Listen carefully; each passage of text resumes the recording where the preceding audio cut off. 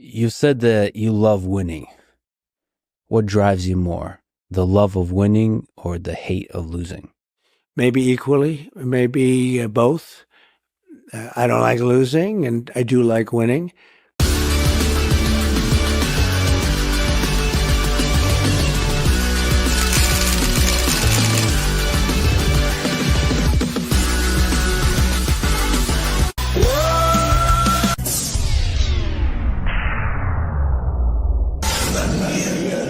Say his name and he appears. This is a friendship that'll never ever end. Greetings and welcome to Winning 2024. How's everybody doing this evening? Hope you're all doing and living well. Thank you to all of the Winner Circle members who support the channel, and a special thanks to Shelly and Wolfram who support the channel over on Rumble. Tonight, we're broadcasting it on Rumble and YouTube, and here we go. How's everybody doing post-Thanksgiving? Didn't do a show on Wednesday or Thursday for obvious reasons. I guess, I just, Thanksgiving, it is what it is. But so I decided to do one tonight, and we'll get to all those stories of the week this evening, as well as a few others you will be interested in for sure. Tonight, we're going to take a look at more January 6th investigations as we dive deeper into the cover-ups that have been going on and the truth of the matter. We're also going to hear from the great Ron Paul on ending the Fed, making it cool again. Is coming back around, and his connection to the Doge Department of Government Efficiency. Yes, indeed. We're also going to look at some of the cope that's out there going on. We're going to take a look at also the good news of the week and some Promise Watch and just a few. It's a hodgepodge of things, including what's going on with the Trump transition team and his future cabinet. We're going to take a look at all that, but let's say hello to the crowd. How you doing out there, crowd? Good to see you. I'm glad you guys are here. And remember, if you're here, you're part of the solution. Who's part of the solution here? Count came in here early and dropped the smoke off. All right. Thank you, Count. How you doing? There's Shelly talking trash and truth, saying hello to everybody as they come in, giving big hugs. How you doing, Shelly? Heidi, how you doing, Heidi? Thank you for that. Hope you're doing well. And Wolfram, thank you for dropping these links. Wolf, remember when you're here to listen to the wolf. He knows what he's talking about. And he wipes his paws, he lopes in, and he howls.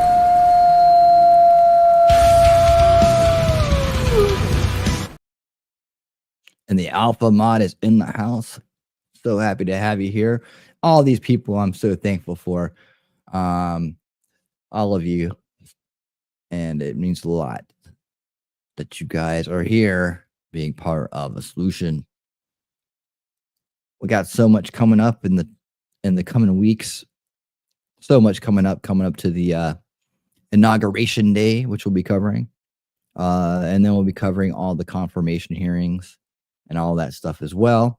So we'll have lots of cool stuff coming in the new year, as well as all kinds of things, revamps, optimizations, all the things I try to do to improve the channel, grow the channel, and get the message out there. It's all about getting the message out, getting the ideas out. It's to me, it's not a popularity contest, it's a mission. And the people that are here, the people that are supposed to be here, and I appreciate each and every one of you. That's why I'm so thankful for you, because you are on the path to being part of the solutions that are going to come and make this world a better place, make this country the way it's supposed to be, make America great again, make it healthy again, make it secure again, make it wealthy again, and make it awesome again. Yes, we're going to stop Agenda 2030, and we're going to end cultural Marxism. We're going to do it all right here. Hey, angry conservative, how you doing? Do you really have to be part of the solution? Don't you want to be part of the solution? Don't you want to be healthy? Don't you want to be secure? Don't you want to be prosperous? Don't you want to be? Why would you not want to be part of the solution? You can just be angry if you want to. Hey, Suzanne, she's got a new name. Now she's known as Torch. Torch, what's up, Torch? Suzanne Torch. Torch. How you doing? Hope you're keeping warm up there in the Great White North, known as Canada. Canada. Hope you guys are keeping warm up there. We were talking about how cold Canada was earlier today, and I bet it's really cold. Canada PM Trudeau to meet with Trump on Friday in warm Florida. How about that? He's going down there to kiss the ring and bend the knee, is he? How's that going to go over? That's going to be an interesting little meeting of the minds, if you will. And I think it's going to be like, now listen, listen, Trudeau, you better get your ass straight in line. And then, and you know, hopefully you won't be there very much longer anyways. Right, Suzanne? It's minus 27. Is that it? So you were out getting some sun today, laying out in your bikini. Torch, I guess. I'm a guessing girl. All right. I don't know what that means, but let's burn it. It's 27, but not minus 27 in PA. F that, she say. Yeah. So Trudeau to meet with Trump on Friday in Florida. Well, that's this Friday or next Friday? I guess it's next Friday because it's today's news. And they would say today, if it were indeed that. So they say that there's a peace in Israel between Israel and Hamas, yet 4 seriously injured after Hamas gunmen opened fires on a bus in West Bank attack. Wow. I'm just reading headlines right now. New Jersey is using buyouts and barriers to battle flooding. Buyouts and barriers to battle flooding. And New Jersey. That's what's happening in New Jersey. Craziness at New Jersey. Just reading some of the headlines here on Ground News. Ground News. I should be getting a sponsorship to Ground News because I am a paying member and I do bring up their site quite a bit here. So I should be sponsored by them, shouldn't I? What's in the blind spot? New York Democrats criticized for suggesting secession to Canada. That's in the blind spot. Only the right is hearing about that. Let's see what only the left is hearing about. Wisconsin officials certified Trump's victory and back to the routine teleconference. Wow, how about that? Wonder why that's not popular on the right. Just because it's like, whatever.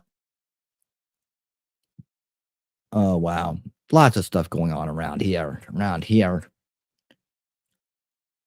Yep, she just left it. She's gone. She's done with it. She's washed her hands of it. It is now history. Now she's a PA girl, and I happen to get along great with PA girls and Jersey girls, evidently. Jersey girls and PA, you get the best of both worlds. There you go. Slowly indoctrinating her into becoming an Eagles fan. How about that? Are you guys enjoying your Black Friday? Are you guys getting 50% off deals? I hope you are. I've gotten some 50% off deals today.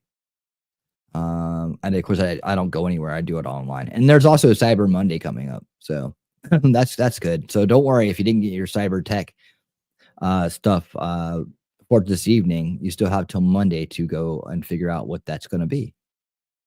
So there you have that. So happy you guys are here today. Thank you so much for being here. Let's see. Are we all good over on Rumble? I haven't even checked. Yes, we're good over on Rumble. We'll be awaiting the arrival of Jacob Castro at some point over there as he comes swinging in on a chandelier to secure our Rumble channel. And thank you guys so much for watching on Rumble. We're up to 560 on Rumble. Man, can we get 40 more before the end of the year and get to 600? Maybe. If each and every one of you does. Just follows and likes over there. We'll be cooking like you wouldn't believe. We're going to be showing a special documentary this weekend. We're not going to be doing Winning Saturday Night, so I'm going to be pulling out the good news of the week tonight. Why not? As we just thumb through everything we got here on this vacation week. So many people are out doing stuff and whatnot, but I'm happy that you guys are coming to hang out with me on a Friday night for a couple hours as we journey off into the weekend. But no Winning Saturday Night this Saturday. We will, however, be on Sunday for Old School Watch Party Sundays. We'll be starting off December, which is our Christmas movie month, Christmas themed movie month. And I still haven't decided which one we're going to do. We're going to watch. But you guys want to decide tonight? We can decide tonight at some point. We have a list of the ones we're going to watch, but I don't know which ones we want to kick it off with. But our documentary will be Grid Down, Power Up, recommended by the why can't I remember his name when I need to? The Happy Prepper. No, the Cool Prepper. The Prepper guy. The guy, no, what is he? The Lucky Prepper. The Simple Prepper. Wow, I liked all his names. The Simple Prepper. I recommended this EMP. It's about EMPs. The Simple Prepper. Yes, thank you. And so we're going to be watching that. It's going to be very interesting. Something I haven't covered yet, and he's very passionate about. And I'm sure he will be there to dish out discount codes for his sponsorship. So that, that's all good. That's all good. We'll help it out. Maybe he'll make a special one just for the occasion. I don't know. I have to talk to him. His name is James. He's a nice guy. He's a nice guy. He wants to make sure that you guys keep your electricity on no matter what. You got to love that. You got to love it. All right. Well, I've been waiting to go over this with you guys. I got two tonight. Two. Oh, my goodness gracious. Oh, my goodness gracious. I love it when we start off in such a very fine way. And since the very fine way was done by a very fine lady, she gets a very fine. Thank you.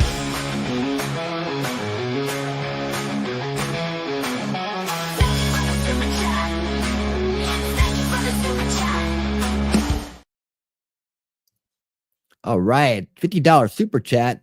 Thank you, Talking Trash and Truths. You rock the world. Everybody do what she does. Getting me hooked on Star Trek and WWE wasn't enough. I gotta become an Eagle fan now too. Jeez. Well, why wouldn't you want to be? They're killing it right now. We got Barkley. It's just like you're still a Giants fan, kinda. We got Saquon Barkley, who may be one of the first running back MVPs. Maybe. I'm an Eagles fan, so I try not to jinx anything. But Steelers are badass. Nah, are they? Are they?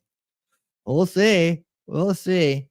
But yes, Saquon is amazing right now, and the team is really coming along. So I know you guys don't want to talk about football, but yeah, you might as well get used to it. You're going to be surrounded by Eagle fans. You might as well get used to it. The poor Giants fan. Because Giants. Oh, man. Well, you don't like it anyways, but you did watch a game with me was it Thursday night? You did watch a game with me, and you saw how awesome they are. So she did watch a game. And by the way, we are watching Sunday. We watched it on Sunday. Okay. We are watching Picard right now, the Star Trek series, the new Star Trek series, Picard. And a lot of people put that series down, but I don't see why. I've actually enjoyed it. So I'm curious as what the criticism is about that. What that series is, I'm enjoying it. I'm enjoying the other new Star Trek show that everybody wants to put down as well. There's some corny episodes, but they're what's it called? Brave New Worlds or Discovery. Oh no, it's Luca, what's up? Trump will free humanity from the dark. Yes, indeed he will. Indeed he will, and we're on our way. We're on our way, and welcome, and good to meet you. Good to meet you, Luca. Everybody say hi to Luca. Luca, you're going to find yourself very at home here, and if you're here, you're part of the solution. Thank you so much for being here. We're getting ready to dive into more stuff about January 6th as it comes out. The two stories we're going to look at tonight come to us from our investigator that is looking into this stuff. Steve, I should go ahead and pull his name up. Steve Baker. Steve Baker, that's it. And we're going to look at 2 stories that came out recently that I've been wanting to show this awesome crowd that's right here. Thanks, Luca, man. Good to meet you, dude. Good to meet you, man. Happy that you're here. Who were the 2 unidentified men inciting riots on January 6th? That's the first story. The second one we're going to look at is the troubling past of the police officer who shot Ashley Babbitt on January 6th. So more investigation. We've been doing this series as it's been coming out, and this guy does amazing work. It started off, and he's been investigating this since the beginning, but his newest series is A Day in the Life of Harry Dunn. We've looked at part 1 and part 2 of that. Very, very, very enlightening stuff. And so we're following along with this as the truth is unveiled about what's really going on here. Did we watch the one about, I may have 3. Did we watch the one about reveals facts about U.S. J6 intelligence cover-up? I think we might have 3 to look at. We might have 3 to look at.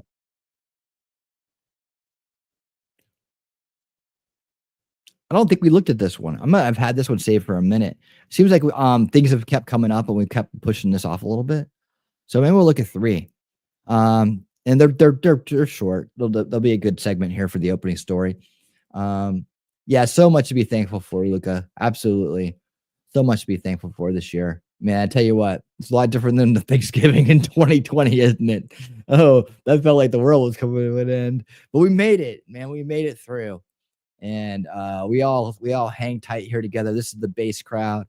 And we're working on long-term solutions. So if you're interested in things like where we're going to start off in the new year after we get through inauguration and getting all those wonderful cabinet members confirmed, we're going to be really, really digging down on. Of course, we're going to cover Davos 2025 in January too, so it's going to be a busy month. But we're going to work on stopping Agenda 2030. We know that's the monster at the gate waiting to change everything. Parallel construction going up around us. Despite who is in or out, we have to stop that. It's in so many different walks of life that we have to make sure that we're on top of that.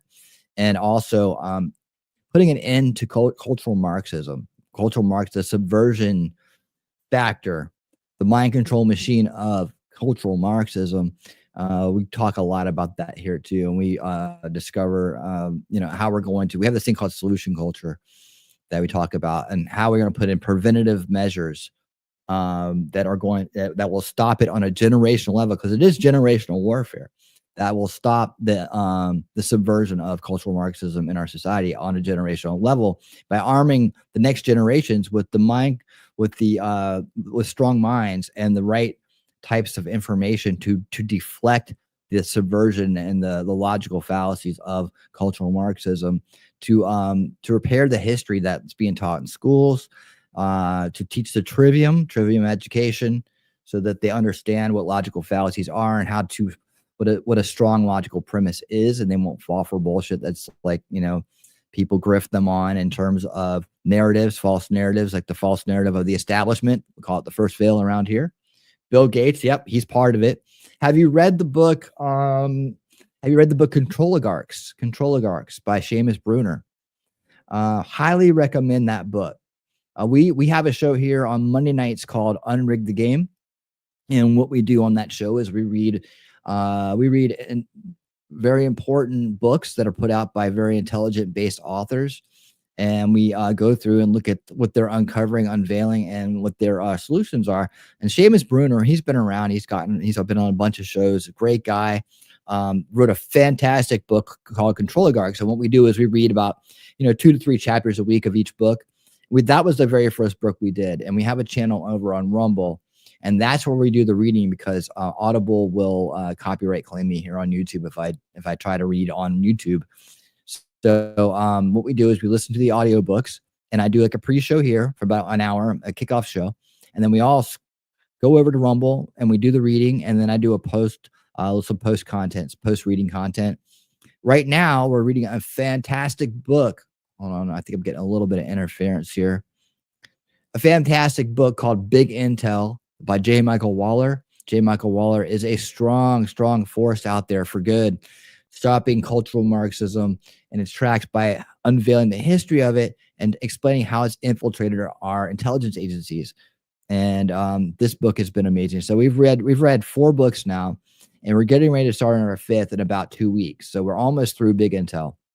And by the way, I bring up Rumble because that's where the playlists are. So if you didn't get a chance to read the books, or you don't want to buy the books, or you just want to read it with somebody else, that's what we do. The crowd here and myself, we've read 4 books together this year. And that right there is probably one of the coolest things for me personally, that we've done.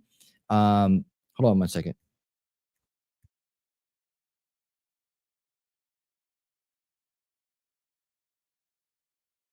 All right. Sorry. Oops.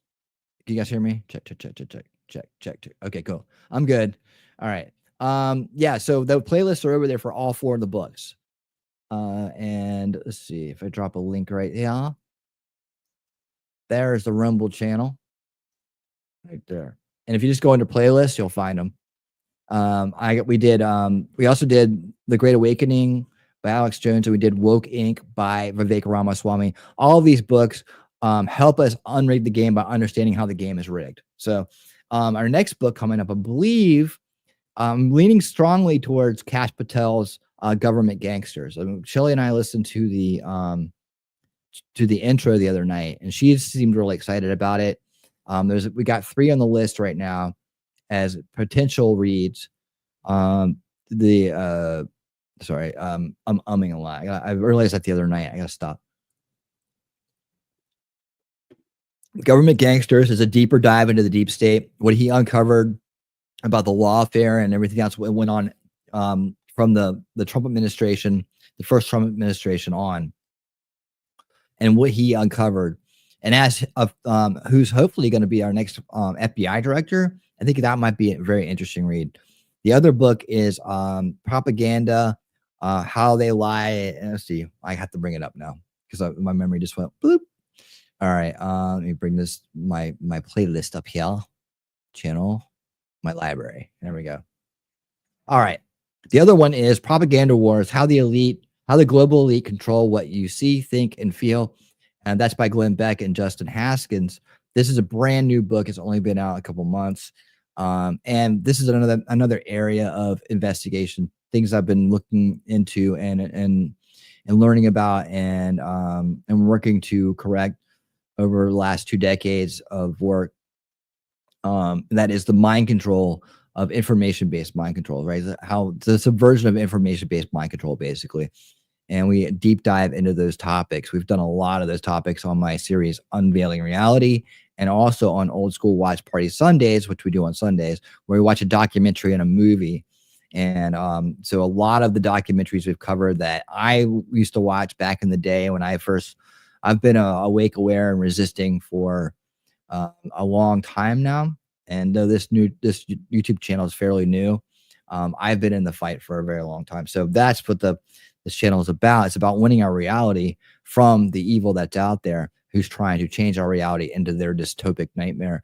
And so part of that is understanding how they do it and unrig the game, unveiling reality. The shows that I do, these are about helping people understand and fast track those people who are just kind of coming into the light and understanding what's going on in this world and figured out what's going on. They've escaped the establishment narrative, and now they're trying to figure out what the heck's going on in this world. I'm just putting all my knowledge out there for people to help them fast track and learn together as well as we go along. So that's what these shows are all about. The other book is The War on Warriors: Behind the Betrayal of the Men Who Keep Us Free by Pete Hegseth. This is a look into the military and the problems of the military and how the military has been subverted, something we haven't really tackled much on. And he's also someone who is going to be, I guess, in charge of the Department of Defense. Is that right? And if I remember correctly, Secretary of Defense, something like that. And so all 3 of those are books we're going to read, but just a matter of where we go next. So there's a lot of people who so I got 1 vote so far for Propaganda Wars and 1 vote so far for Government Gangsters, which is the Kash Patel book. So we're looking into these as well. So we're trying to figure it out. Hopefully you'll be part of that journey with us, Luca. We'd love to have you. If you enjoy, the whole thing about Unrig the Game is we don't get, hey, Outpost Nerd, how you doing? I see you there. And we like Picard, by the way. It's nothing wrong with it. Outpost Nerd does he does sci-fi content and Marvel content and all that stuff. So yeah, I started that show because I was like, there's so many books I want to read, but I don't have time to sit there and thumb through the pages because I'm putting together shows. I'm a father. I have a day job, so much going on. So I was like, well, why don't I just make a show out of it so we can all read books together? So we're actually having a great time reading the books together. And we learn a lot, man. I tell you what, the Big Intel book by J. Michael Waller is so enlightening. And so, like, if you understand the works of Yuri Bezmenov, like how ideological subversion works and that type of, generational warfare, generational psychological warfare, this tells you the whole history on it. And there's even some chapters on Yuri that are in the book. So I've done several streams on Yuri. Yuri's a hero around here. And so, yeah, like I said, this book's awesome. I actually bought 3 copies of the book, plus I have the audio book too. And I'm going to be giving them out as Christmas presents. I'm going to be putting one on my shelf as a record, even though I didn't read the paper version. Maybe my son will read it. But they're on sale, by the way, guys. They're on sale today on Amazon, 50% off. J. Michael Waller's Big Intel book. So if you want to give this book out or have a copy for yourself, now's the time to get it. So go there and grab it while you can for Black Friday special. And 50% off J. Michael Waller's book, Big Intel. Is totally worth it. I make nothing off of it. I'm this big promoter of the work, and we're trying to get him to come on the show. So we're trying to get him to come on. I'll keep working on that, but it will be a big moment when we get J. Michael Waller to come on the show. And believe me, that will be one hell of an interview when I do that with him, because I'm going to be introducing the ideas of solution culture. He already is working on solutions. So this is a guy who's actively working on solutions to end cultural Marxism, end the subversion that is implemented into our country and on a generational level. This is to clean out our government as well as to clean out the minds of our future generations. Gigi, I see you there. How you doing? Good to see you. You're just in time because we're getting ready to start on our J6 segment. J6 Watch, we call it, featuring journalist Steve Baker. And we got 3 nice little parts we're going to watch. And of course, we watch it on winning speed. So that winning speed is 1.25, warp 1.25. That's what it is. I'm going to make sure I got that all squared away. Had a great introduction with all you guys tonight. All right. We got a new face in the crowd, Luca. Make sure you guys say hi to Luca. Make him feel at home. Because if you're here, you're part of the solution. This is the base crowd, man. This is the base crowd. Free all of them. Free them all. That's right. Free them all. And for the ones who unfortunately got mixed up in doing some of the damage there, let's reduce the time. Let's free them. And they can maybe pay for what they broke, or maybe do some community service, right? Just so that way it's off their shoulders, but they don't need to be locked up. It's ridiculous. It's ridiculous stuff, man. Absolutely ridiculous. All right. Here we go, guys. We're gonna do our first one here. This is journalist Steve Baker reveals facts about J6 intelligence cover-up. I'm pretty sure we didn't cover this one. I've had it on the playlist, so we got to do this one. Then we're going to do the next 2. Let's sit back and learn some stuff about what's going on with this J6 cover-up. Ready, set, let's go. Just how were Capitol Police set up to fail on January 6th? Well, Blaze News investigative journalist Steve Baker detailed this in his recent piece for theblaze.com, and he joins us now to discuss it. So, Steve, you've done so much work on this. What's the latest findings for you here with this January 6th case? Well, the latest is actually yet to be revealed. I'll just say that right now. We have more coming. This story that we were working on, though, and that we just published is more of an update for the Blaze media, Blaze News consumers who have not been familiar with what I have been working on for the last 3 years. And what we know beyond any shadow of a doubt as it relates to the potential setup or the fact that there was a massive failure related to the police response that day on January 6th, now almost 4 years ago, first of all begins with, and this is very, very significant, is the massive underdeployment of the United States Capitol Police on the day.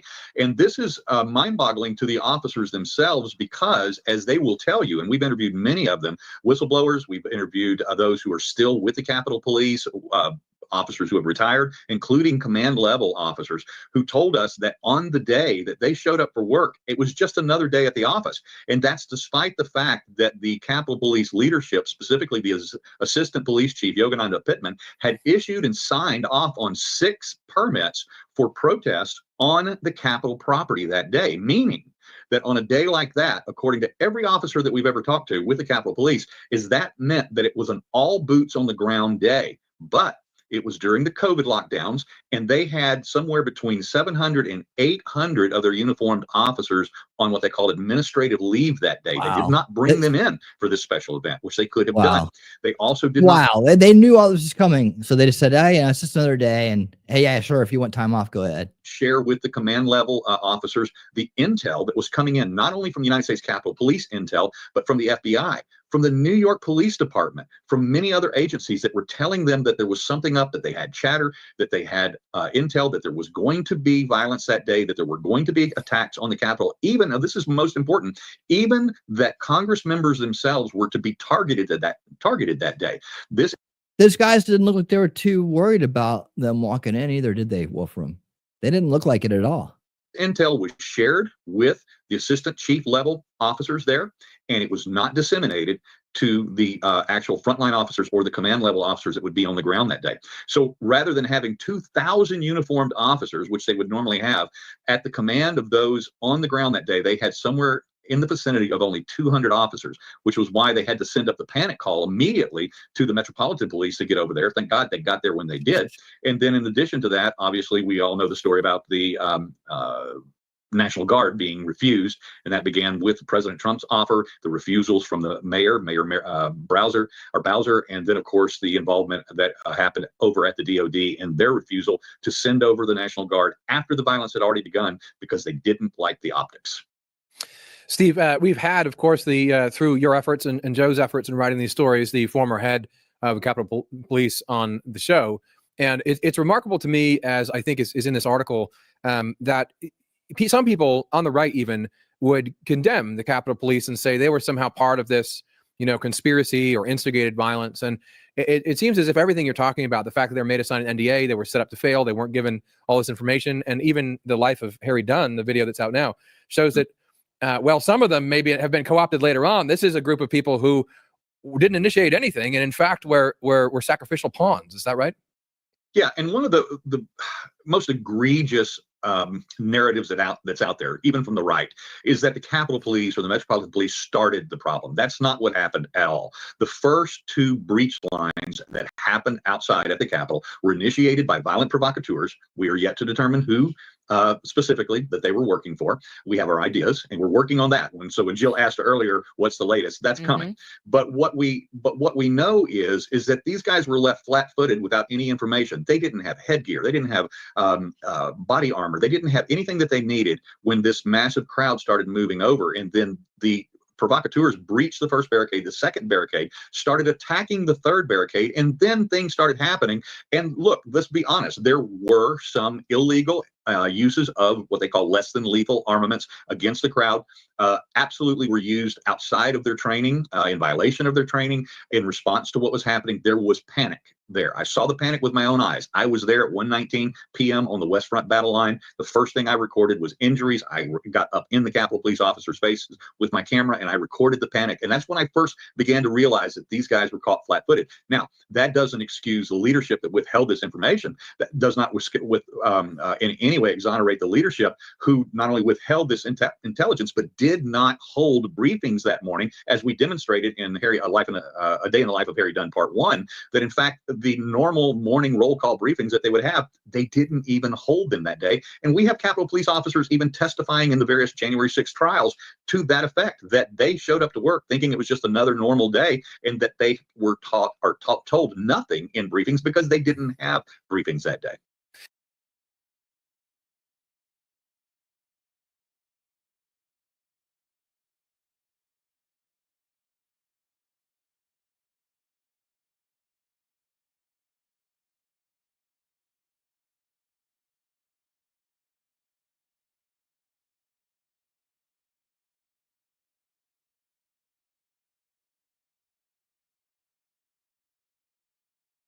Steve, we have a lot of topics to go through with you. Before we leave January 6th, though, I just want to give you a chance to tell people a little bit about what's in this new video, which is really the meat of the matter for Officer Harry Dunn, who I just saw on TV today. I mean, he's still campaigning for Biden and spreading disinformation about January 6th, but this is the video that we've been waiting for. So tell people what's in it. Yeah, this is a really important video because this really cuts to the crux of the matter, especially with the Department of Justice involvement in January 6th. And that boils down to that the Department of Justice, we believe, some member, somebody, somewhere, suborned perjury from not only former officer Harry Dunn, but also Capitol Police Special Agent David Lazarus in their testimonies against the Oath Keepers back in the fall of 2022. And that's what this particular episode, or part 2 of our series, focuses on, are the lies that were constructed, how the two officers not only contradicted each other, but actually neither of their testimonies could in fact be true in any way, shape, or form by the video evidence that we were granted access to in the Capitol CCTV viewing room by Congress. And as a result of that, I just don't believe, Matt, that they ever thought, whether it was the Department of Justice, the Capitol Police, and certainly not these two officers, that somebody like myself would ever get access not only to the video itself, because at the time that these lies were told and that the subordination of perjury took place, the left, the Democrats, controlled Congress and certainly would have never granted access to those videos. But more importantly, we were given permission to use videos that were marked highly sensitive down in the bowels, down in the tunnels of the Capitol, which allowed us to absolutely 100% without any shadow of a doubt identify that Special Agent David Lazarus not only lied in his testimony at the Oath Keepers trial, but he was in a place where he could not have seen what he claimed to have seen 3 or 4 times, and when in fact he was in another building across the street.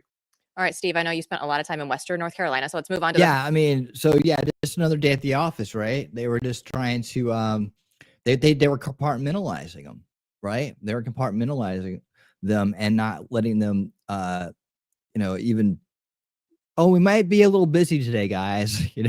Not even that. Just yeah, come on in.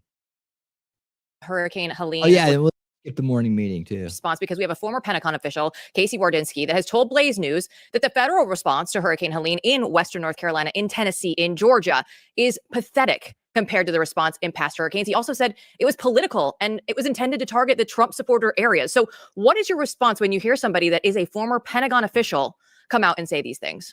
Well, this isn't just some hack former Pentagon official. This is a guy who was 30 years in the Army. The Army sent him while he was still an active duty trooper in the Army. They sent him to get his master's degree at Harvard. He was already a West Point grad. Then they sent him to get his doctorate at Rand. They made him the chief economist of the Pentagon. He's a logistician. After his retirement of 30 years in the Army, he was then later appointed by President Trump in 2019 to be the assistant secretary of the Army over manpower. And he managed an $87 billion budget in that department. And that budget that he managed and that department that he managed was exactly what is not being used in the disaster relief here in North Carolina and the other 6 states that have been affected. As a matter of fact, what we were able to show in this article, as the kids like to say today, we brought the receipts. We were able to show what the federal government, through the request and in partnership with the governors, when they request this aid, were able to supply in places like New Orleans for Katrina, in Houston for their hurricane, in Puerto Rico, and not only that, but all over the world in other disasters, Haiti, their earthquake, in Indonesia from their tsunami, and it massively dwarfs what has been provided here in North Carolina. Literally, the governor of North Carolina last week bragged that they had 3,150 federal boots on the ground, including National Guard units.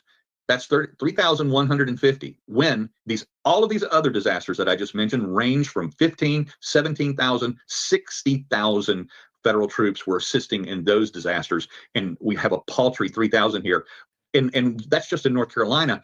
But we have 28 counties that have been devastated here in this state. And the geographic size of this disaster dwarfs any of the other ones that I've just mentioned right now. Houston was bad. New Orleans was bad. Obviously, Puerto Rico, Haiti were bad. But the geographic size of this disaster dwarfs those. And because of the complexity and the rugged terrain and the near almost impossibility of getting to people in these mountainous regions, we should have had, and according to former Assistant Secretary of the Army, Casey Wardynski, we had the supplies here. We have the engineering is there. It's in our backyard. It's literally here here, not only in North Carolina, but they Yep. have engineering brigades in South Carolina, Tennessee, West Look at Virginia, that. Wow. that could have had overwhelming support here in North Carolina and had it here immediately, but it's still not here yet. And it's Yeah, you know what? I'm going to move on to the next one right here because we're talking about J6. But the one thing I remember back from the day, right?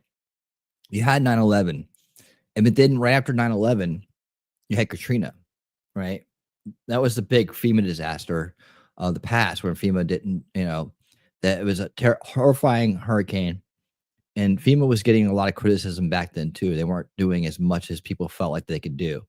Some people have some, these days on the, someone I know.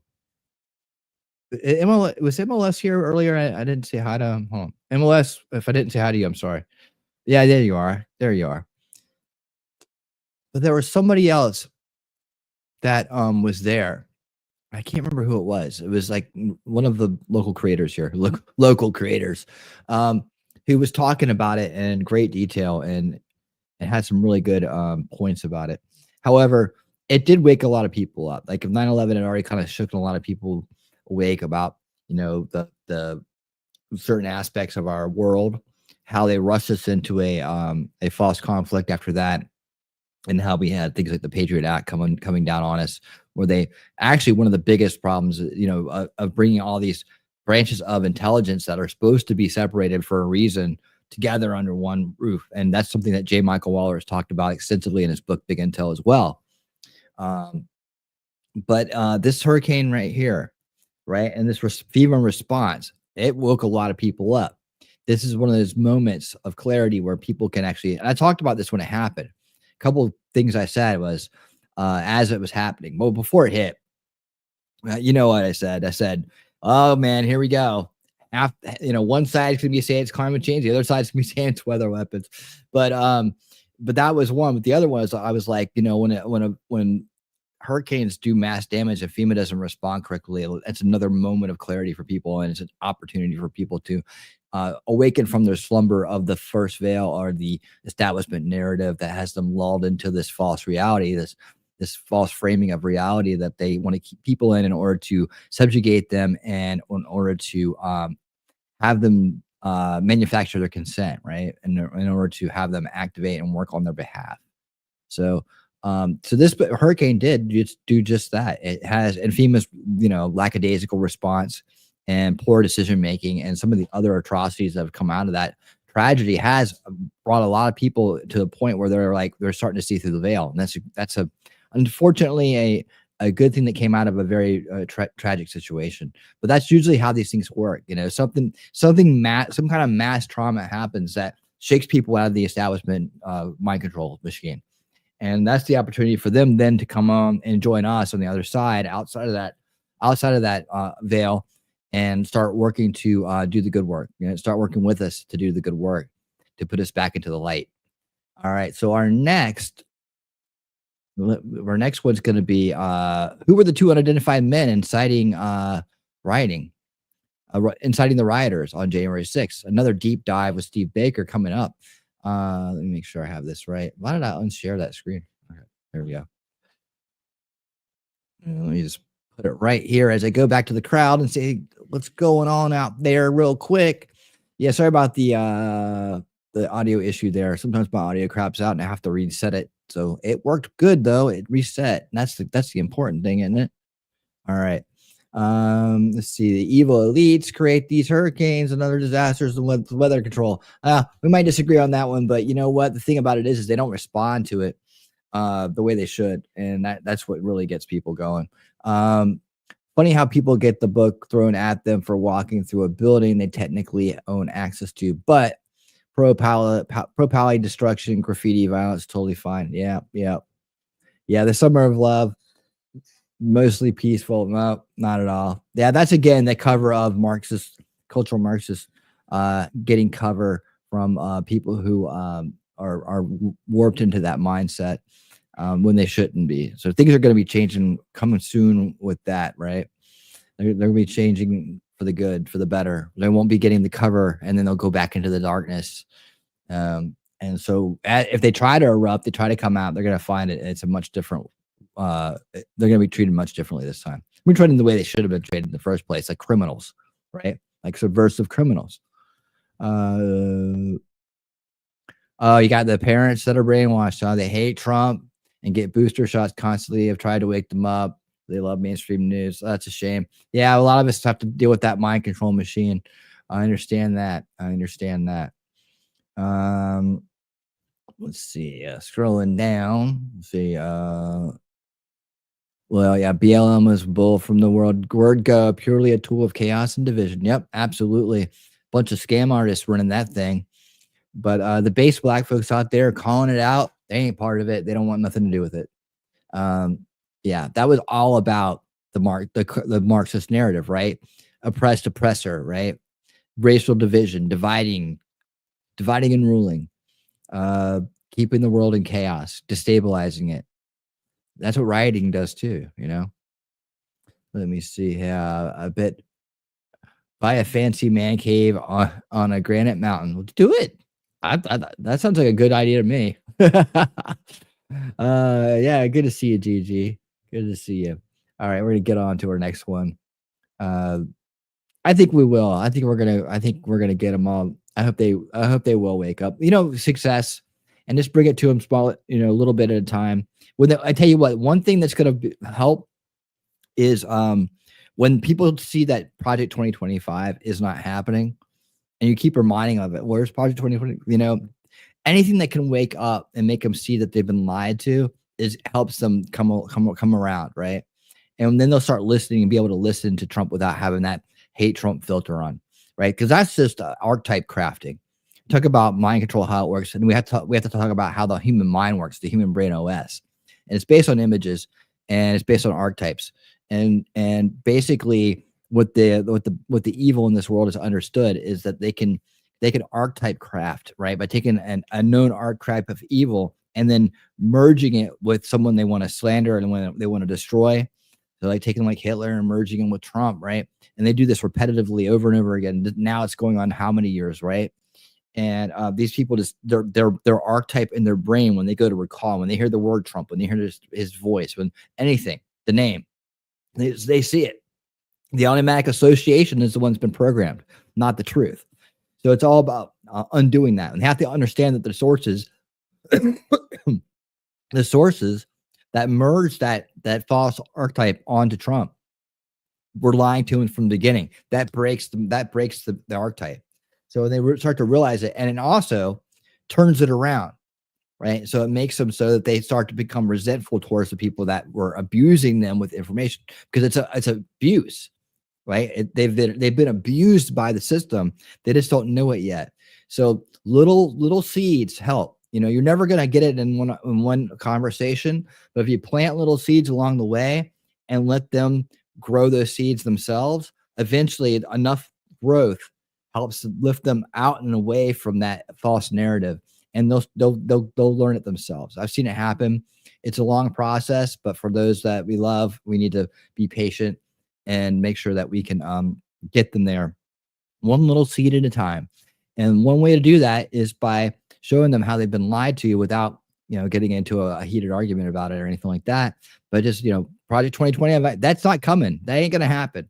Right. So as that doesn't happen, that big fear that was put into them by Kamala and the establishment, you know, suddenly they're looking for it. They're waiting for it. And it's not happening. Wait, all this bad stuff was supposed to happen, but it's not happening. Wait, prices are going down, but they said they were going to go up. You know, wait, you know, it's safer now. You know, there's all these things.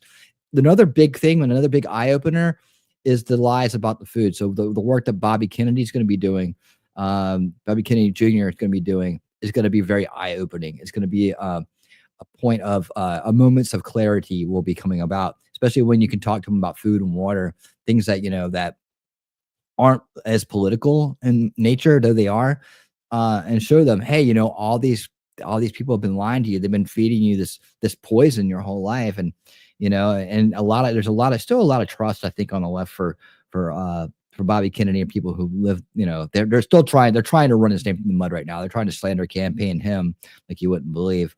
But when he starts doing good things for the world, and people hear the sincerity in his voice, and the good work that he's doing, I think that's going to be one of those angles that can help wake people up as well. Because when somebody's lying to you and feeding you poison, that can get to people. That can make you a little resentful and a little rebellious. Indeed. Okay, and remember, when you're here to listen to the wolf, he knows what he's talking about. Let's see there. Let's see, a moment of optimism. There will still be far too many that won't care to listen to anything. Yeah, but you know what? That's the truth. And those whom they deem as enemies, trust has been shattered. Yeah. Well, that's why we say it's a generational warfare. It's generational warfare. There's certain people that are so subverted, they're never going to come back. That's the way it is. That's why we have to look towards the future, and we have to start putting in preventative measures now with the youngest generation. Getting the critical theory out of schools, that's a huge, big step. But what do we put in its place, right? That's going to be up to us.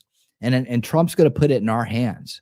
He's going to put it in our hands to do it. So we have to be ready with a plan. And as we talk about in solution culture, part of that plan is making sure we repair the history, making sure that we reinstitute the trivium education, right? Logic, grammar, logic, rhetoric, right? Teaching what a false premise is, teaching what logical fallacies are, so they cannot be duped, not by grifters or not by subverters, right? On any level, for anything, from a product to a government, right? These are the things that we can do to make our the generations to come, our children and their children's children and their children's children, strong mentally and resistant to the subversion that has caused all this destruction in our country. This didn't happen overnight. It happened through our generation, through Generation X, through Generation Y, or the millennials, and through Generation Z. They've been able to run this subversion machine over and over again, and the boomers for that matter too, because it did come before, right? So from boomer to alpha, right? And the alpha is the one that we have an opportunity to turn around right now. So we need to get in there and start doing it, get that woke bullshit out of the schools, and get the trivium education and other opportunities to build strong minds back in schools. Start teaching real stuff, real education, and get all this bullshit out of there. That's what we got to do. It's up to us, though. Government can't do it all for us, and we certainly don't want it centralized and big government doing things for us. We need to start taking the responsibility for our future in our own hands. And that's what Trump's going to enable us to do. So we have to be ready to do it. That is solution culture. And away we go. Let's see. Yeah. I have a lot of material out there to learn and grow from. And I debunk a lot of things that people have come to know. Actually, Q itself has been it's been debunked. It's been the guy who it is the guy who owns 8chan's son, Code Monkey. Code Monkey is Q, at least the 8chan version. And his father and him pretty much bought 8chan off this other kid, and it was on 4chan before that. I've done like 2 things on this. We watched one on an old school watch party Sunday. And I did another one somewhere. Did I actually do the second one? I think I just watched it and I was going to bring it out. I don't think I've done that. That story's interesting. We might do that documentary series as well. But yeah, they figured out who it was. So don't buy into the Q stuff. I did one called Original Q, which is Drake Kent Bailey, where they stole the original story for the plan from. This is back in 2011 when I was activist back then. And we were keeping an eye on this guy. I was a Ron Paul revolutionary. And Ron Paul coming up later in the show. And this guy, Drake, he was a grifter. He's a new age grifter, but he was posing as a militia guy. And he had so many people going on this idea that there was a plan with the militia and the military, and they were going to perp walk people. And there was a red light, a green light, and trust the plan. All that shit came from Drake. That's one of my more popular streams that people replay. And that one right there shines a lot of light on the fact that the 4chan trolls who created Q in the first place were, pulling bits and pieces from places. Also unveiled was the fact that, the predictions of, he said this and then Trump said it. It was actually the other way around. Trump said it first and then they went and they changed the dates on the posts, and just people back then just didn't catch on to it. All that stuff was unveiled. What was the name of that documentary we watched? The Antisocial Network. Yeah, the Antisocial Network had all the players in it from the first round. And then I watched another one that was Kelly and I watched it, which was on Netflix, that had the whole investigation, the 3 or 4 year investigation into Code Monkey on the 8chan. And basically Code Monkey at the end of it is he let it slip that he was Q. He literally let it slip. And when he did, his face lit up and he just started laughing. Him and his dad are kind of like perennial trolls, but he's a very smart dude in terms of technology, right? And coding and things like that. He's very smart. And his dad's really crafty, but also very kind of antisocial. And kind of almost on a malicious kind level. It's really, really strange. The whole thing's strange, but the investigations is extremely thorough. And yeah, he slipped up and let everybody know it was him. So unfortunately, that's the way it is. But yeah, you can catch up on those ideas. Were you a Ron Paul guy? Awesome, dude. Yeah, I got Ron Paul coming up. We're gonna get back to the old in the Fed days. I had a group of activists back then. What we did was we were out there promoting Ron Paul, getting ahead of the narrative on him, getting ahead of the neocons. We were exposing the neocons to false left right paradigm. And we were also protecting patriots from people like Drake Kemp Bailey and others that were trying to subvert it. And believe me, there's a lot of people that were trying to co-opt and mislead the Ron Paul revolution. My group of 100 plus people were out there every night on the internet guarding them and looking into and investigating things. We investigated a lot of false conspiracy groups that were out there. That's why I've gathered so much information and know so much about this stuff. I was literally doing it day in and day out for years and years, decade. And is a lot of deep dive work, but I was working because I got a little guy over there who needs me to make sure he has a future. And it wasn't going very well back then. And until recently, it didn't seem like it was going too well again. But we keep fighting. We are the anti-establishment. We are awake, aware, and resisting the establishment. So we are the anti-establishment. Yeah, the Anon guys were those guys were they're all in that documentary about all the guys that were Anon were in that documentary about the Antisocial Network and the other. I have to go look it up now. I'm like, now I want to know that. I can't remember the name of the other documentary you watched. Maybe Shelly will find it for me. But those guys were all in it. In fact, you can the guy who started Anon is what's his name? He has like the blonde spiky hair with the blue and stuff in it, and he's been in a couple different things. He was the guy that started. That all started on 4chan. Very interesting story. In fact, we need to do that documentary. In fact, you know what, Luca, I'm going to do it now. I'm gonna hopefully it won't get any. We'll watch it on Rumble. We'll do an old school watch party Sundays. It takes like 5 or 6 episodes though, because they're each an hour long. They're very long. So it'll be like a month long series. We'll do the whole thing because it's very interesting. Some of the guys' takes in it, I didn't quite agree with it. But for all the investigation parts he did, were spot on. You can see his work. He puts his work out there. But we'll do that. I want that on record. Yeah, check it out.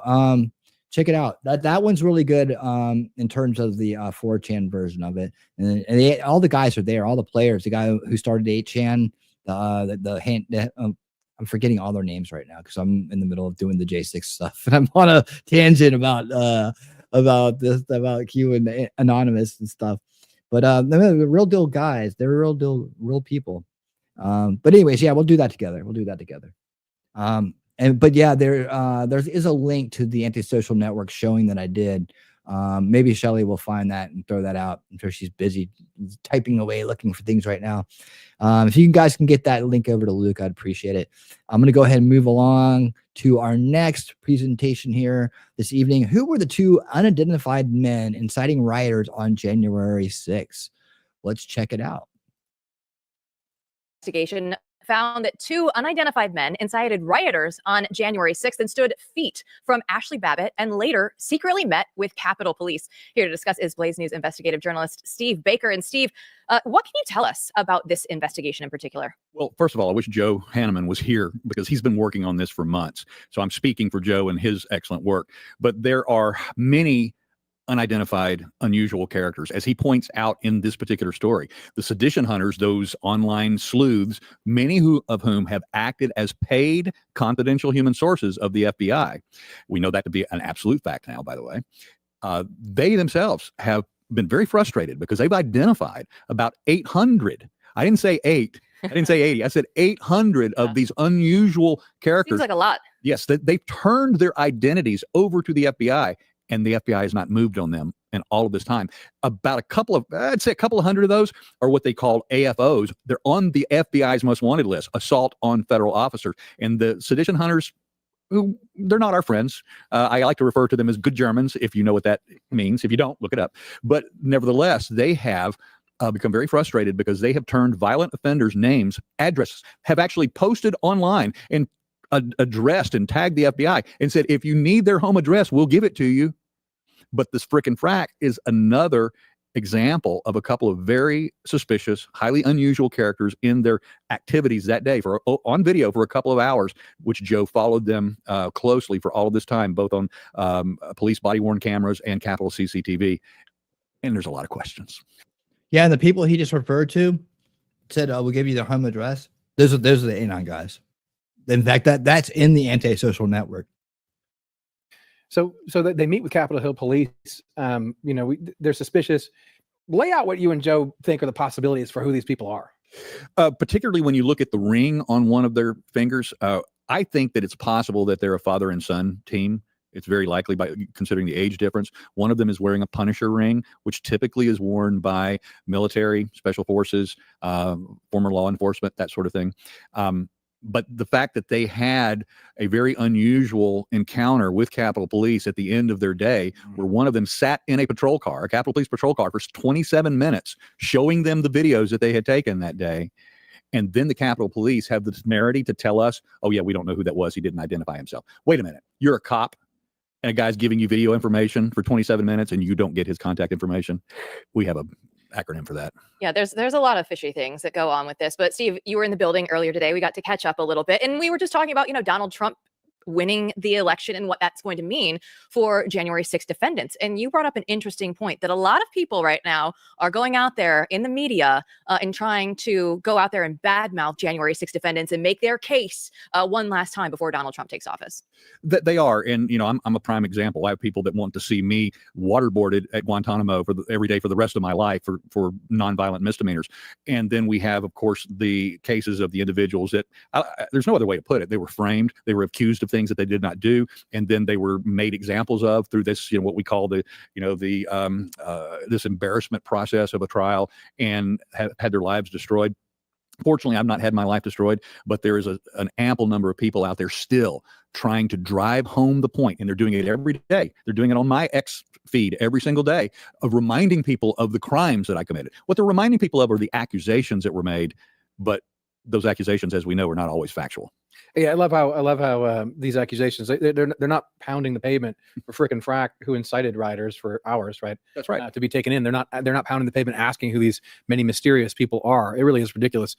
So when we talk about Trump selecting Ratcliffe to the CIA, what do you think about that? What's your, I suppose, libertarian self? I mean, whatever that is in your soul and heart. What do you think about Ratcliffe and the CIA? And do you think he's a good fit for it? As I said earlier, I wish Joe was here to talk about frickin' frack. I wish our good friend J. Michael Waller was here to talk about Ratcliffe, and especially about the CIA in general.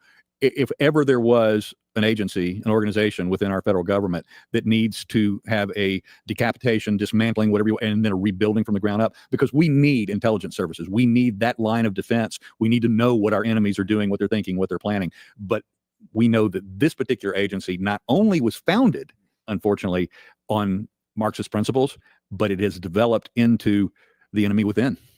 Yeah, we can't say enough about that. Just real quick. I mean, I think Angelo Codevilla was a name that was mentioned earlier by Dave Raboy, a great friend and mentor who wrote eloquently in American Mind not long ago about what to do before he passed away. And his opinion after years of being a Senate Intelligence Committee was, you have to break this thing up, because the point of it was, as you point out in the Cold War, to look outside, to spy on enemies, to have nothing to do with what's going on domestically. Well, unfortunately, we have far too many of our intelligence agencies, both in the Department of Defense and outside of the Department of Defense, that are looking and spending too much time looking at us. Well, another department that everybody is not really friendly with right now is FEMA, because another whistleblower came out, and we saw all the accusations for the homeowner saying, oh, if you have Trump signs in your yard, don't go and help them after Hurricane Milton. And it's just so interesting to see, right? All these Trump supporters are labeled domestic terrorists. The J6ers are out there.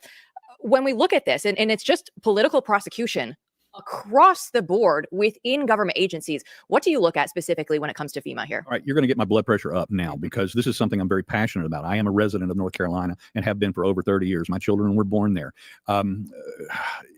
Matt graciously allowed me to spend 3 weeks there. I feel like I still need to be there because there's so many more stories that need to be told. But the main story that needs to be told today is what FEMA is not doing. They need to know, the American people need to know about the absence of what their efforts are, but not just FEMA. We're talking about the military. We're talking about Governor Cooper's, his abilities to marshal and to command and to send National Guard troops, as well as the Biden administration's ability and obligation to send the resources that only our military can provide. And I can tell you that 2 days ago, I did over 100-mile drive through the devastated areas on the way here to Dallas. And I can tell you that in that drive through the most devastated areas, I'm talking about the far northwest counties of North Carolina into eastern Tennessee, I did not see a single FEMA trailer. I did not see a single troop transport vehicle, not a single National Guard troop on the ground anywhere. But I did see tent cities. I saw houses up in trees, 30 foot up in trees demolished. And these people are still trying to live on that land as it's beginning to get cold, and in some places already have snow on the ground. Steve, yesterday, you probably saw the interview we had Adam on Savage Freedom. You were there, in the middle of the camp, basically, that he set up, right? Yep. You were there for a while. It just struck me from what he was saying that this story is disappearing right at the worst possible time, really, right, from the national press, because winter is coming on. And what's your take on what's still needed and where things are at there? Well, I'll tell you more than what my take is, because the needs are great. The needs are beyond the ability of the private organizations. Whether we're talking about Savage Freedoms, we're talking about Samaritan's Purse, who you do see. Guys, the Blaze, they've been in front of this the whole time. And they have. Absolutely. We're going to move on to the next story. But yeah, they got to keep, sorry, I'm eating too. They need to keep this story in the forefront. Okay. This is about the troubled past of the police officer who shot Ashley Babbitt. Michael Byrd is the Capitol Police officer who shot and killed Ashley Babbitt on January 6th. A recent report from Blaze News shed some light into Byrd's checkered past. Back in 2004, he fired his service weapon at fleeing vehicles near his home while his neighbor was in the line of fire. Here to break it down for us is Matthew Peterson, editor-in-chief of Blaze News, and Blaze News investigative journalist Steve Baker and Joe Hanneman. So, Joe, let's start with you. You wrote this piece for theblaze.com. And what can you tell us about this incident? And should Byrd have been removed from his post due to these offenses? Well, those questions have been asked ever since Ashley Babbitt was shot and killed on January 6th. Questions about Michael Byrd and his carelessness and his history of carelessness with weapons. The subcommittee that put this investigative letter out last week outlined a lot of things that we had not heard yet. We knew about the incident where he left his service weapon on the toilet tank in the Capitol Visitor Center, but the incident where he fired at two vans that were driving away from him and told investigators that he shot at them as they were coming at him, those details were new. So they outlined 3 incidents in this report, and there are 3 more case files on now Captain Byrd that have disappeared. Like a Hollywood the film records are missing. So this is a bit of mystery, even as we're learning a lot more about the man who shot Ashley Babbitt. I mean, this is unbelievable. Do we have any idea? This is not in my list of questions, but do we have any idea how to get our hands on those missing files? I mean, have they been just wiped from existence, or? I would be surprised if someone does not have a copy of them somewhere. I think as this opens up, I believe the subcommittee is going to allow the Capitol Police to respond or not to their demand for those records and explanation. But both Steve Baker and I have talked to people around who have, at least they're familiar with what is in those. So somebody has seen them, and we're obviously very interested in getting a hold of those records, because from what I understand, they make the ones in this story look rather tame. So can you tell us a little bit about, we're on Ashley Babbitt, Frick and Frack, the unidentified men near Ashley Babbitt when she was shot. We recently put out a very interesting story about that. Yeah, I had been following these gentlemen for more than a year, and they looked suspicious to me, both for their actions and the fact that they have not been identified. And in fact, there's close to 24 witnesses to that shooting outside of the speaker's lobby who have not been identified. They haven't been arrested. Some of them are on the FBI's most wanted list, but a number of them are not. So these fellows stood feet from where Ashley was shot. And in fact, maybe 60 seconds or so before she was shot, they were within arm's reach. They were in the front row, and they were filming the police officers who at that point were debating whether to abandon their post. So they really, they're important material witnesses at a very least. And they went down the steps to the landing, and that's where they stood when she was shot. But the very interesting piece of this is that after the shooting, they stayed behind the police lines. They approached, one of the top police officials, the Capitol Police, to present themselves as witnesses, and they were escorted out all the way out to the edge of Capitol property, where they were interviewed by special agents from Capitol Police in an unmarked squad car. And we have questions about what was said during that interview, but also the hours of video that one of these why wouldn't they do that? Hours of video. As far as we know, there's like 2 minutes of it that are in the possession of Metropolitan Police. What's up? How you doing, man? Unbelievable. Can you or Steve say anything, if you want to, about possible explanations for this or theory? Do we have potential working theories on what led Byrd to shoot?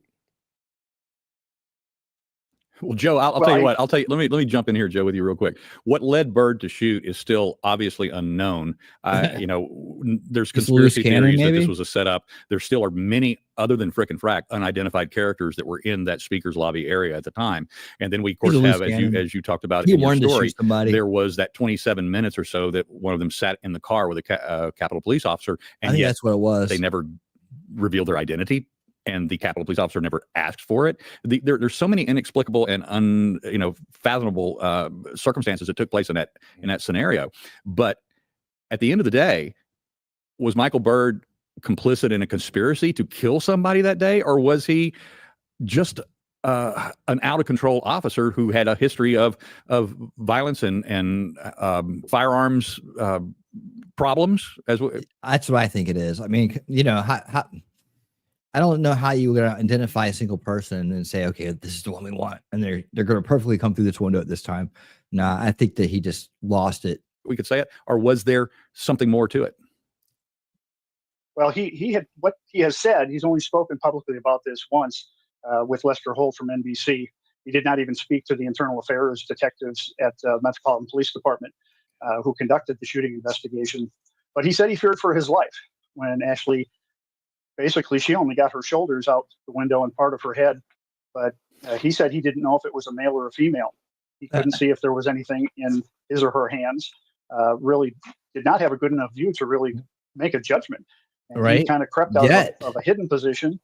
There's no way anybody in that window could have possibly seen him. And then he fired. He says he gave a warning, but we've listened to the audio inside that hallway, and it was chaos. He could have screamed and nobody would have heard him. So. But he said he feared for his life. Now, Ashley Babbitt was 5'2", maybe about 130 pounds. She certainly didn't present a physical threat, but that was his explanation. And one I'm sure that the Babbitt family's lawyers are going to dig into a lot more. Yeah, I mean, dude, that guy should be behind bars.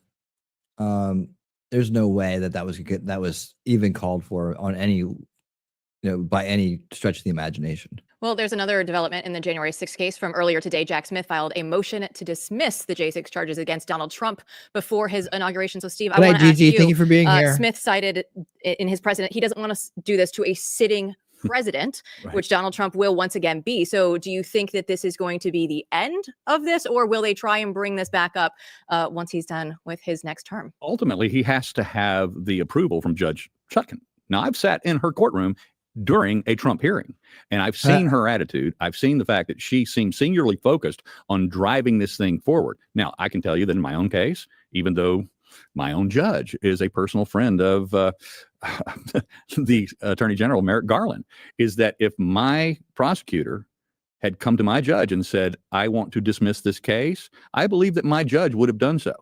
Under normal circumstances, that's what will take place. I just have seen and witnessed Chutkan firsthand. I don't know if she'll do that or not. It remains to be seen. So before we let these guys go, we should get a little taste of what we're going to hear tomorrow. I know both of you have been working on a story coming to us from North Carolina.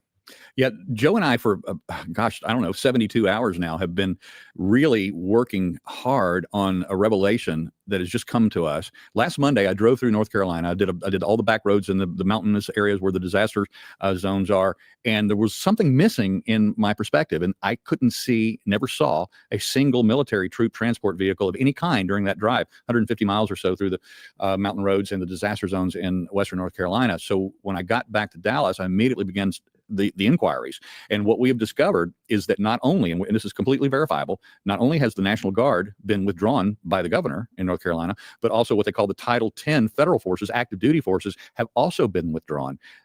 And this is, God, I hate using this word. Again, it's inexplicable. We don't understand, considering the level of force deployment in other disasters. While I have a direct quote to me from a FEMA official in North Carolina who told me that this was the worst disaster he has ever witnessed times 10, the largest troop deployment a double dose here in North Carolina was 3,150 troops. I realize that each one of these are tagged 15,000 at least. All right. There you have it. That's our update on the J6Y. Let me go ahead.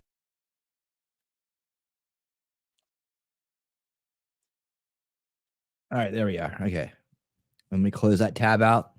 So there you go. We're up to date there. We'll keep following that story.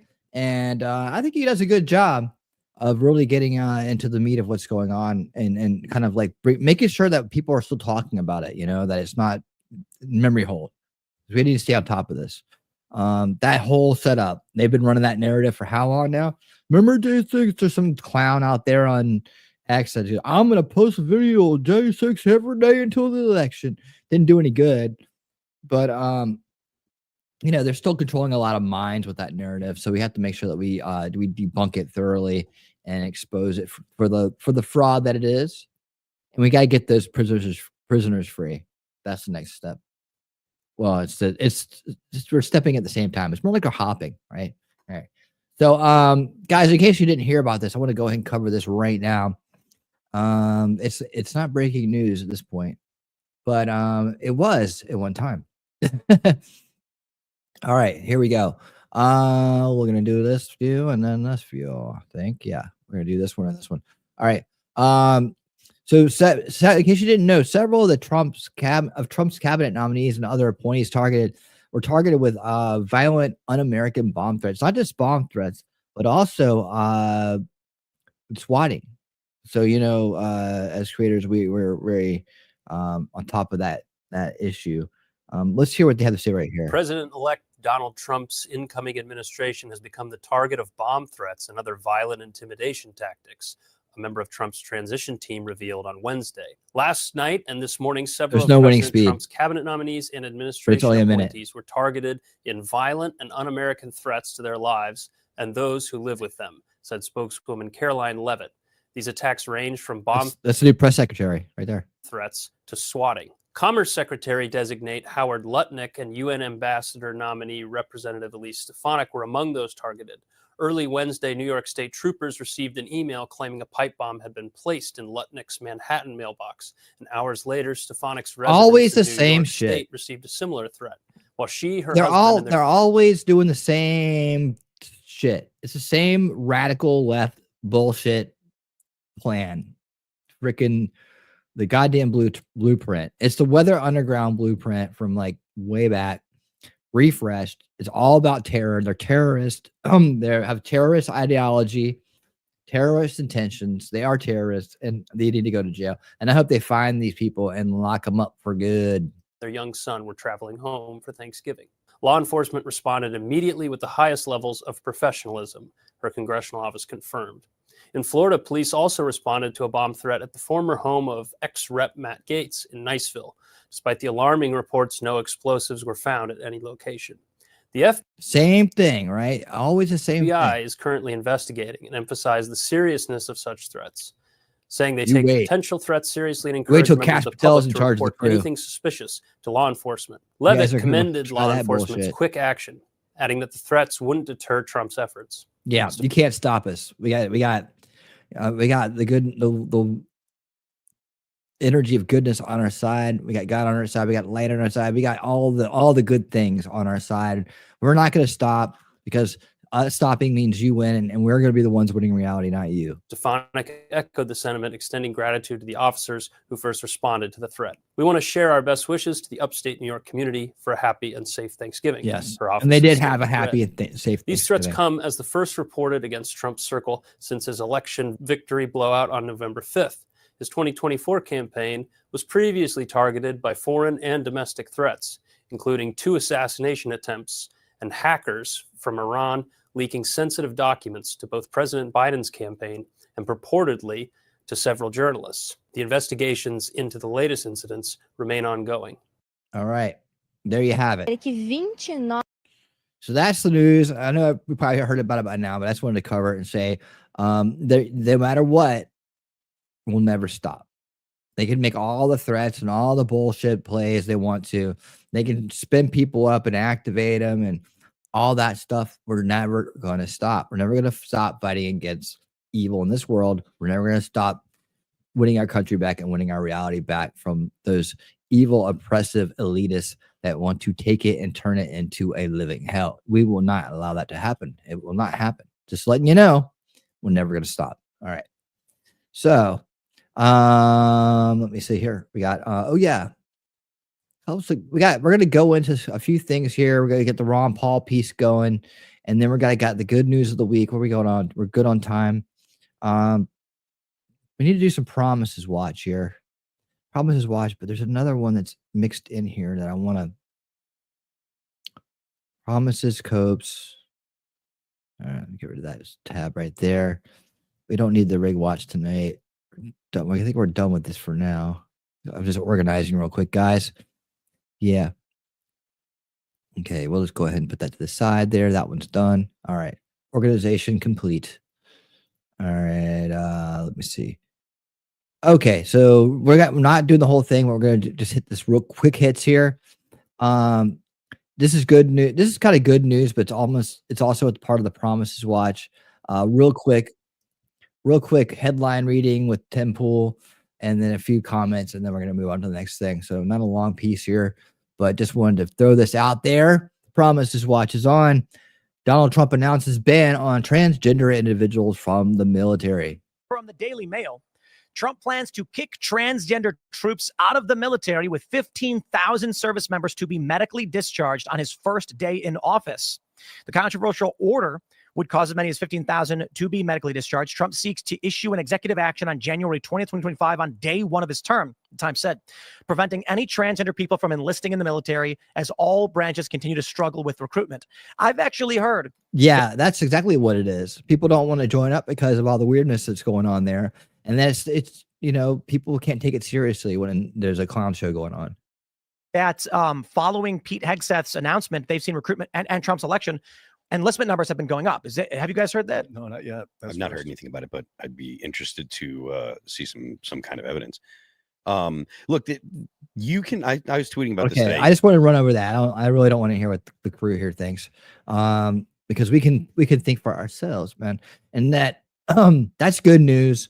Medically discharged is the way to go with that, and we need to get that nonsense out of our military. People with medical conditions that severe don't need to be running around protecting a country with firearms.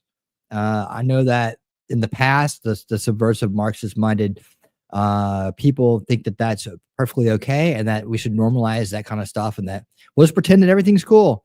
But no, it is a medical condition. That's why I think medical discharge is the way to go. It's okay. We get it, but you need a medical discharge. You can go on and live your life. No one's stopping you from doing that. You just can't be in the military. You can't have guns in your hand and running around and defending the military and try and take orders and do things that require the highest level of mental capacity, right? And at the same time, I totally believe that the recruitment numbers have gone up, and I believe they will continue to go up. Now that it's become a more serious, it's gone back to basics, what it's supposed to be. A lot of military out there in the crowd. What do you guys think about all this? I know you guys are happy. I know my crowd's happy. Oh boy. Phil is my spirit animal. Let's see.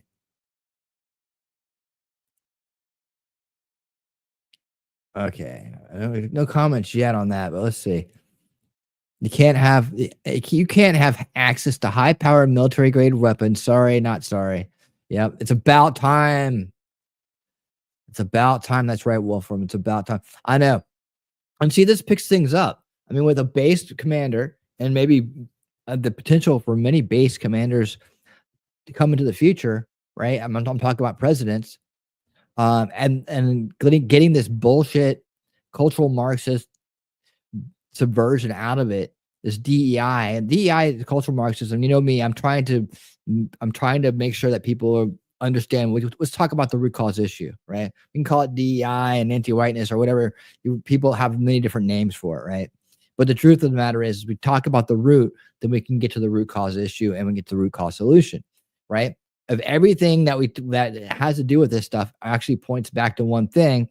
That's where we go to fix it, right? That's where we go to fix it. And so that's why I just call it out for the root cause issue.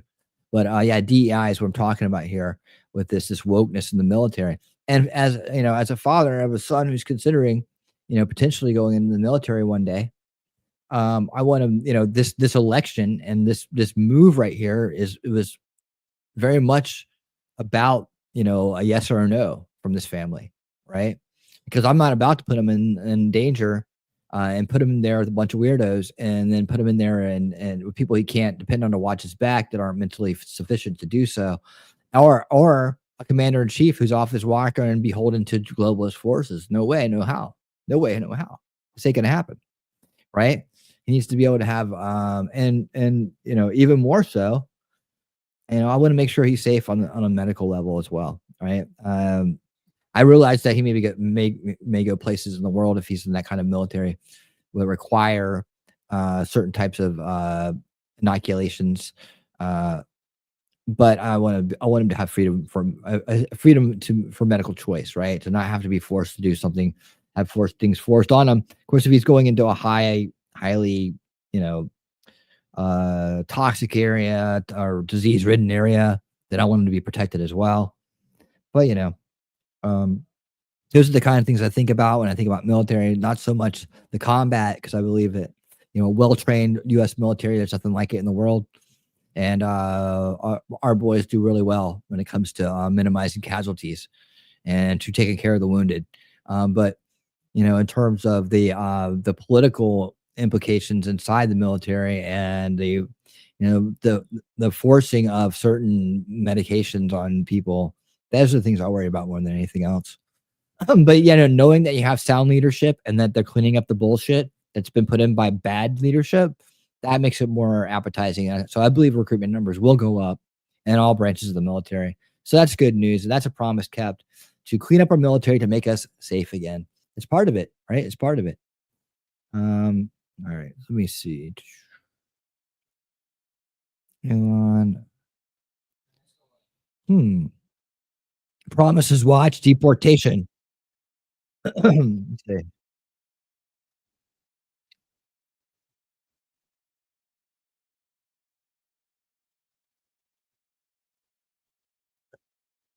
Okay, we already covered that story. All right, so we got that. I actually broke that the day it came out.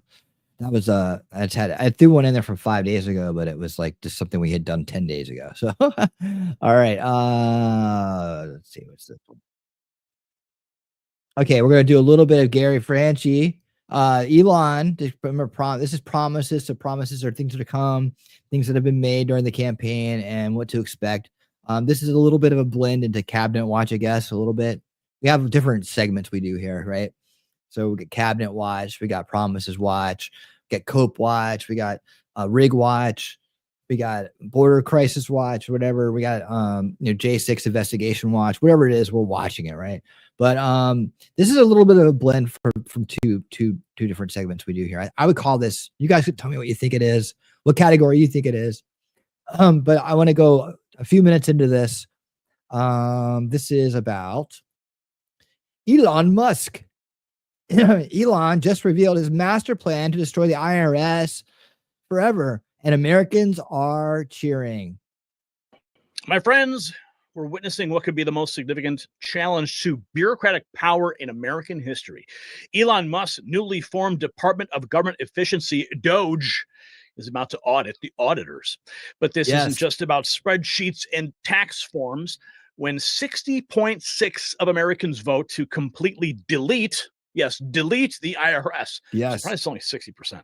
Really, me too. Well, you know, something fundamental has shifted.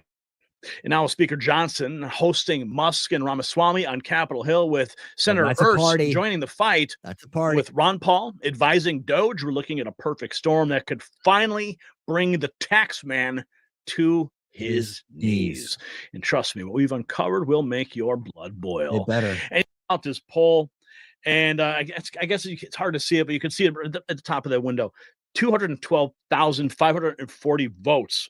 It was a 4-item poll. The question: the IRS said it wants $20 billion more money. $20 billion. IRS wants $20 billion if more. we can tax it, we allowed to tax them on it. Do you think its budget should be increased, the same, decreased, or deleted? 6% of those 200,000, they said it should be increased. 4% said same. 30% said decreased, and 61% said deleted. So it's pretty safe to say that the majority of the respondents don't really like the IRS. And speaking of social media kings, we have a spotting here of the Meta CEO, Mark Zuckerberg. That's right, Mark Zuckerberg spotted at Mar-a-Lago. What is the Lizard King doing at Mar-a-Lago? Now, if you ask me, this is what I think. Okay, because Elon Musk and Trump, they're like buddies now, right? They're just like, they're having this bromance. They're going golfing. They're watching rockets go up. They're talking about all the different parts of government that they're going to dismantle. And Zuckerberg's going, oh man, I wish I could be part of the cool kid club. Oh man.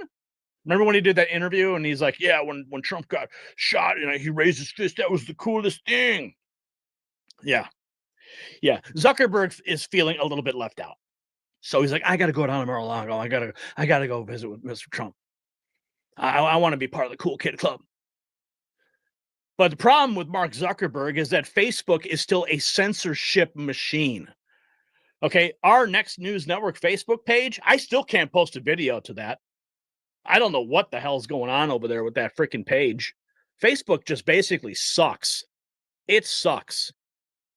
All right, I spend most of my time on X. That's where I get all my news, my information, my interaction with the real people, get the real truth. On Facebook, everything is censored, downranked, shadow banned, covered, fact checked. It's just a cesspool of shit. I don't even deal with that. Okay, what's next? And it's all because of Mark Zuckerberg's leadership. What's next? Getting audited by the Doge. Here we go. And Elon Musk just says, gonna happen. The auditors call him Z and, reclassify this as this and this and blah, blah, blah, blah, blah. Simplify the tax code will increase productivity instead of incentivize bizarre tax avoidance behavior. Let's just get rid of it all. Let's get rid of it all. Everyone's getting their news from X. Yeah, I know. I need my account restored. A lot of people kind of tried to help out the other day, and I really appreciate everybody who did. I still haven't heard anything. I'm going to have to keep on these people. If I try to go through their support system, I just get AI automated responses, and I don't know how they responded today. No. And then I have to follow up. See, but I use AI to follow up. So I just follow up for me. There we go. Just follow up. Let's see. Yeah, just write a follow up. That's what I do. How did I do that last time? Well, I'll do it after the show. But yeah, I just go there and say follow up. And it follows up for me. Follow up. I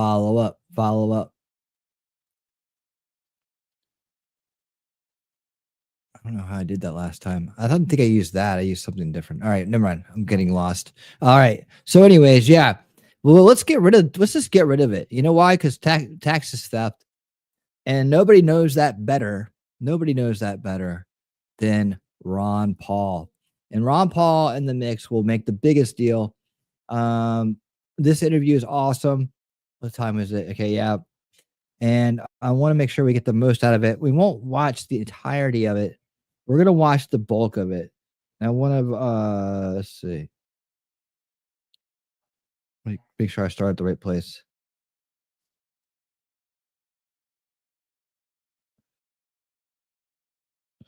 You know what?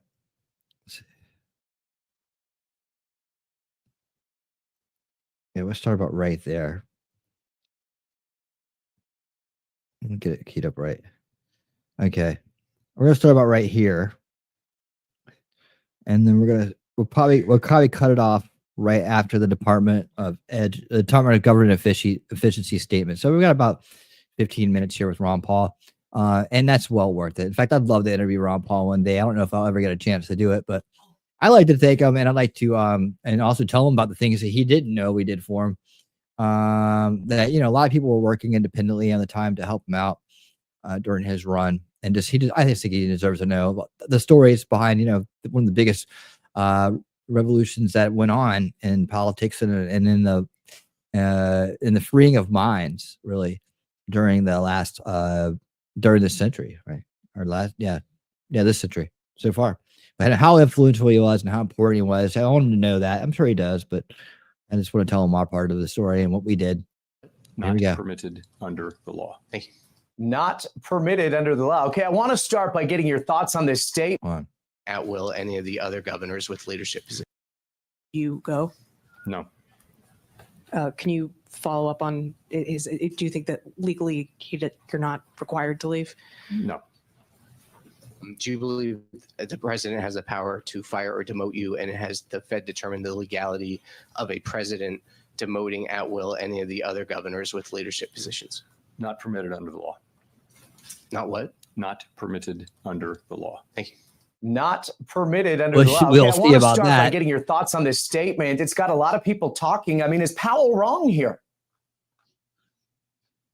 It's ironic that he's worrying about following the law. The whole system is illegal and unconstitutional. And here on technicality, the law says I can stay here forever and I don't have to listen to anybody else. So I think it's rather ironic. But I've never seen a chairman, answer questions like that. That was sort of entertaining because he was a bit upset, and he's short. No, boy, I'll tell you. So, but they need more of that. That's why I've been after the Congress and others to look into this whole system that is unconstitutional, illegal, and causes so much harm and finances the government. And if you're worried about deficits, you can't deal with that unless you deal with the printing presses coming out of the Federal Reserve. So that is ironic. But I hope this will, the change in the administration and all, that there will be more people looking into this. But there are so many people who benefit by the continuation of the fiat system that it's going to be very hard to reverse course, unfortunately. Yeah, you said in one of your Liberty Report episodes that, quote, no power was ever granted to the federal government to create a monopoly bank that manipulates interest rates and counterfeits money. So, the big issue is not who has more authority over the other, the president or the Fed chairman. The issue is that the Federal Reserve should not exist at all. So can you give our background, a little bit of background here, Dr. Paul, to the viewers? How was the Fed created, and why shouldn't the Fed's unchecked powers exist at all? Well, you could go back to 1913, and that's when the Federal Reserve Act was passed, and it was in the Wilson era, and that moved us into the progressive era of constant wars and welfarism and runaway deficit. But it really started before that. It's this battle over central banking occurred with Jefferson and Hamilton, and the first bank was allowed to expire, but they tried to get a second bank, and fortunately Andrew Jackson was around, and he vetoed that, and it wasn't followed up, but they quickly incorporated, the whole idea of having a central bank into the Federal Reserve Act, which there were a few people, talking about it and opposing it. We shouldn't even have it. On a midnight at Christmas time. So it was all shenanigans, and you could date. There are two things that people could date. Major changes with monetary changes. That would be the establishment of the Federal Reserve, but also, February. The root cause issue. August 15th. I'll tell you what, man. There's one thing that through the decades, especially early on, right? When you're hearing all this stuff about all these things, you're trying to figure them out. And then some days you're like, but you see all these other people who don't want to buy into it. This is like way back before there was so many other people that can see. Sometimes you start to question yourself, or like, am I the one? Or, is there something wrong with me? Or, why is it that nobody else can see or care about these things? So this is like I'm saying, like, you go way back. There wasn't as many people as there is today who know what the hell is going on. You can think about what you were doing 10 to 15 years ago and kind of understand that, if you weren't where you are today, you probably were under that first veil, right? And believe in the establishment narrative, and the way they presented things was reality. Well, that's what it was like to walk around. Imagine yourself today there, right? Well, that's what it was like for me back then. But some days that I would get into my own head, or like I'd just be like, why don't people get it? Because I'm telling you, I worked really hard and day and night on the internet and also on educating. Like if there was any topic I didn't know, I'd go drill down on it and go on a deep dive on it, like anything. Like Ron Paul sent me on so many different missions to learn things you wouldn't even believe it, right? Monetary policy, banking, everything he talks about. If I didn't understand what it was or didn't know it, I would go immediately start deep diving on it, watching documentaries, reading documents or books about it, whatever it was. I was like, I'm going to learn every single one of these little things, right? But there were some days where I was just like, it's just like, could this really be this bad? Maybe it's just just some people are just overboard about it, and I'm just buying into it. Or I always keep myself in check. But one thing that can always reground me is the Fed issue. It can always bring me back to the understanding. No, if they buy into this Federal Reserve bullshit and they're behind this, then they're definitely corrupt. There's definitely something wrong happening, because this shouldn't even be here. Yet here it is, controlling everything, making money, printing fake money, and making money for the wealthiest people out there, keeping them in wealth and power. And we're sitting here paying interest on the money they print, and we'll never get out of debt that way. So they keep enabling the system. Right? They must so they keep enabling the system, and they so that's what always bring me back down to base, to keep me based in reality, was that it was Ron Paul and the message about the Federal Reserve and the central banks, and how they came about and all that stuff like that. So if you're ever feeling a little bit lost, this is your anchor to reality right here. 71 with the bankruptcy, and where we went off gold absolutely completely with everybody. And that was when gold was supposedly $35 an ounce. That's when I had been interested in the issue, but I said, this is a big day. But I only could find one other person in my hometown that even had the vaguest notion about what was going on. But all my concerns have come about, and I think we're still just barely into the complete dissolution of what's going to happen with the changeover from this funny money system to something more constitutional. Yeah, funny money. I like that. Okay, well, over the course of the 2024 presidential campaign, Trump has mentioned the idea of having a say in Fed policy. Back in August, he said, quote, the president should have at least a say in there. He pointed out that his case, and I quote, I've made a lot of money, I was very successful, and I think that I have a better instinct than in many cases people that would be on the Federal Reserve or even the chairman. I guess my question is here, what role should the president or anyone else in government play in determining where interest rates should be or what the inflation target should be? None. Well, I'd advise they read the Constitution, and I advise that they study Austrian economics and find out why monetary policy is so important. And if you want to live in a free society and limited government and not constant wars, you have to know about this. So the evil emanates from the fact that we have fiat money, and unfortunately, in some ways, we have been blessed, especially since World War II, of having a society very, very wealthy, very, very rich, very, very, very, strong with the reserve currency of the world, and very, very aggressive in building an empire. But all empires will go away, and they'll dissipate, they'll fall apart one way or the other. And I think we're seeing the cracks on that. I think, the BRIC nations are talking about it. And so we've aggravated a lot of people over the last 20, 30 years with our aggressive foreign policy. And of course, our badgering people, you do what we tell you, or we'll punish you. We'll punish you financially, or we will bomb you if you don't listen. Yeah. And I think people are getting tired of it. So I would say the new administration has a real challenge when some of these things come to light. Yeah, it's funny because if we ran a business, there's been a lot of notion and discussion about we should run the country as if we're running a business. If I was running a business, I would have to be audited. So why is the Fed not audited? Well, it's because they want to do things in secret. They want to, because I'm against the Fed. I want to abolish it. But people say, well, you talk more about auditing. I said, well, that's the step you have to do to get the public in support of it. Yep. We do have a lot more support in the conversation about the Federal Reserve from the time I went to Congress in the 60s, and people are interested in it. But because once they have an audit, they're going to find out all the mischief, and they'll be amazed what they've been getting away with. And Yep. I think of all the international financial That's why I would do an emergencies audit they first. have. You can't find out exactly who did what when, but they pull it out fairly often. But one of these days they won't be able to pull it out just by creating more credit and is it making people satisfied. But I think one of the reasons that's happening is we are very wealthy. We don't have a sound currency, but the rest of the world hasn't done very well at finding a replacement, even though they're starting to talk about it. Yeah, to your point, I mean, you've been discussing this issue for a long time. You've warned that debasing the dollar is like counterfeiting, and you even wrote the book titled "And the Fed" back in 2010. I think it was published. We cut a short clip for our viewers from 2009. Let's take a quick listen. Debasing a currency is counterfeiting. It leads to political instability and violence. Wealth cannot be achieved by creating money by fiat. The whole process is unconstitutional. Let's end the Fed. This was more than 15 years ago now, and you looked great, Doctor. But Old could you Ron make a Paul comparison back of there. what's going on Go ahead. now in terms of debt and the dollar's purchasing power? Well, it's a continuation of it, and I think it surprises some people that it has lasted this long. But I think it's because the opposition has been inundated by our power, our wealth, and our willingness to, accept this role as the policeman of the world. And if they had, if they had an ability and understanding on how to deal with it, they would. But I don't think that's going to happen. I think we're going to go through the ringer.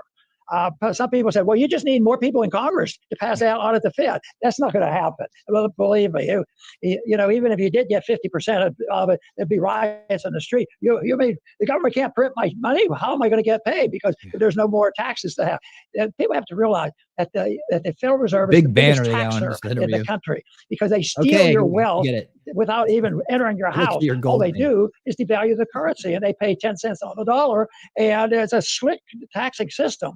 But that's why I'm annoyed. He's giving us the background right now. He's going to talk about the government system. Most people say, Department of well, Government this is trouble. I agree with you, Rod. We have to do something about this inflation. We want more money. Send us more money so we can pay our bill. Well, that's what the solution on top of the mess that we have is not going to be accepted readily. And that's why I think it's an educational issue more than just getting more congressmen thinking along these lines. Yeah, well said. I mean, Luke Groman, who's the founder and president of Forest the Trees, for example, made a statement on X saying that, quote, the Fed hiking or cutting rates is fiscal policy because the U.S. debt to GDP ratio is at 125%, and interest expense is the second biggest fiscal line item at nearly 30% of receipts. So, I mean, what are your thoughts on this? Well, it's on autopilot. Nobody's going to cut anything, and that's why I'm very pessimistic on how this is going to end.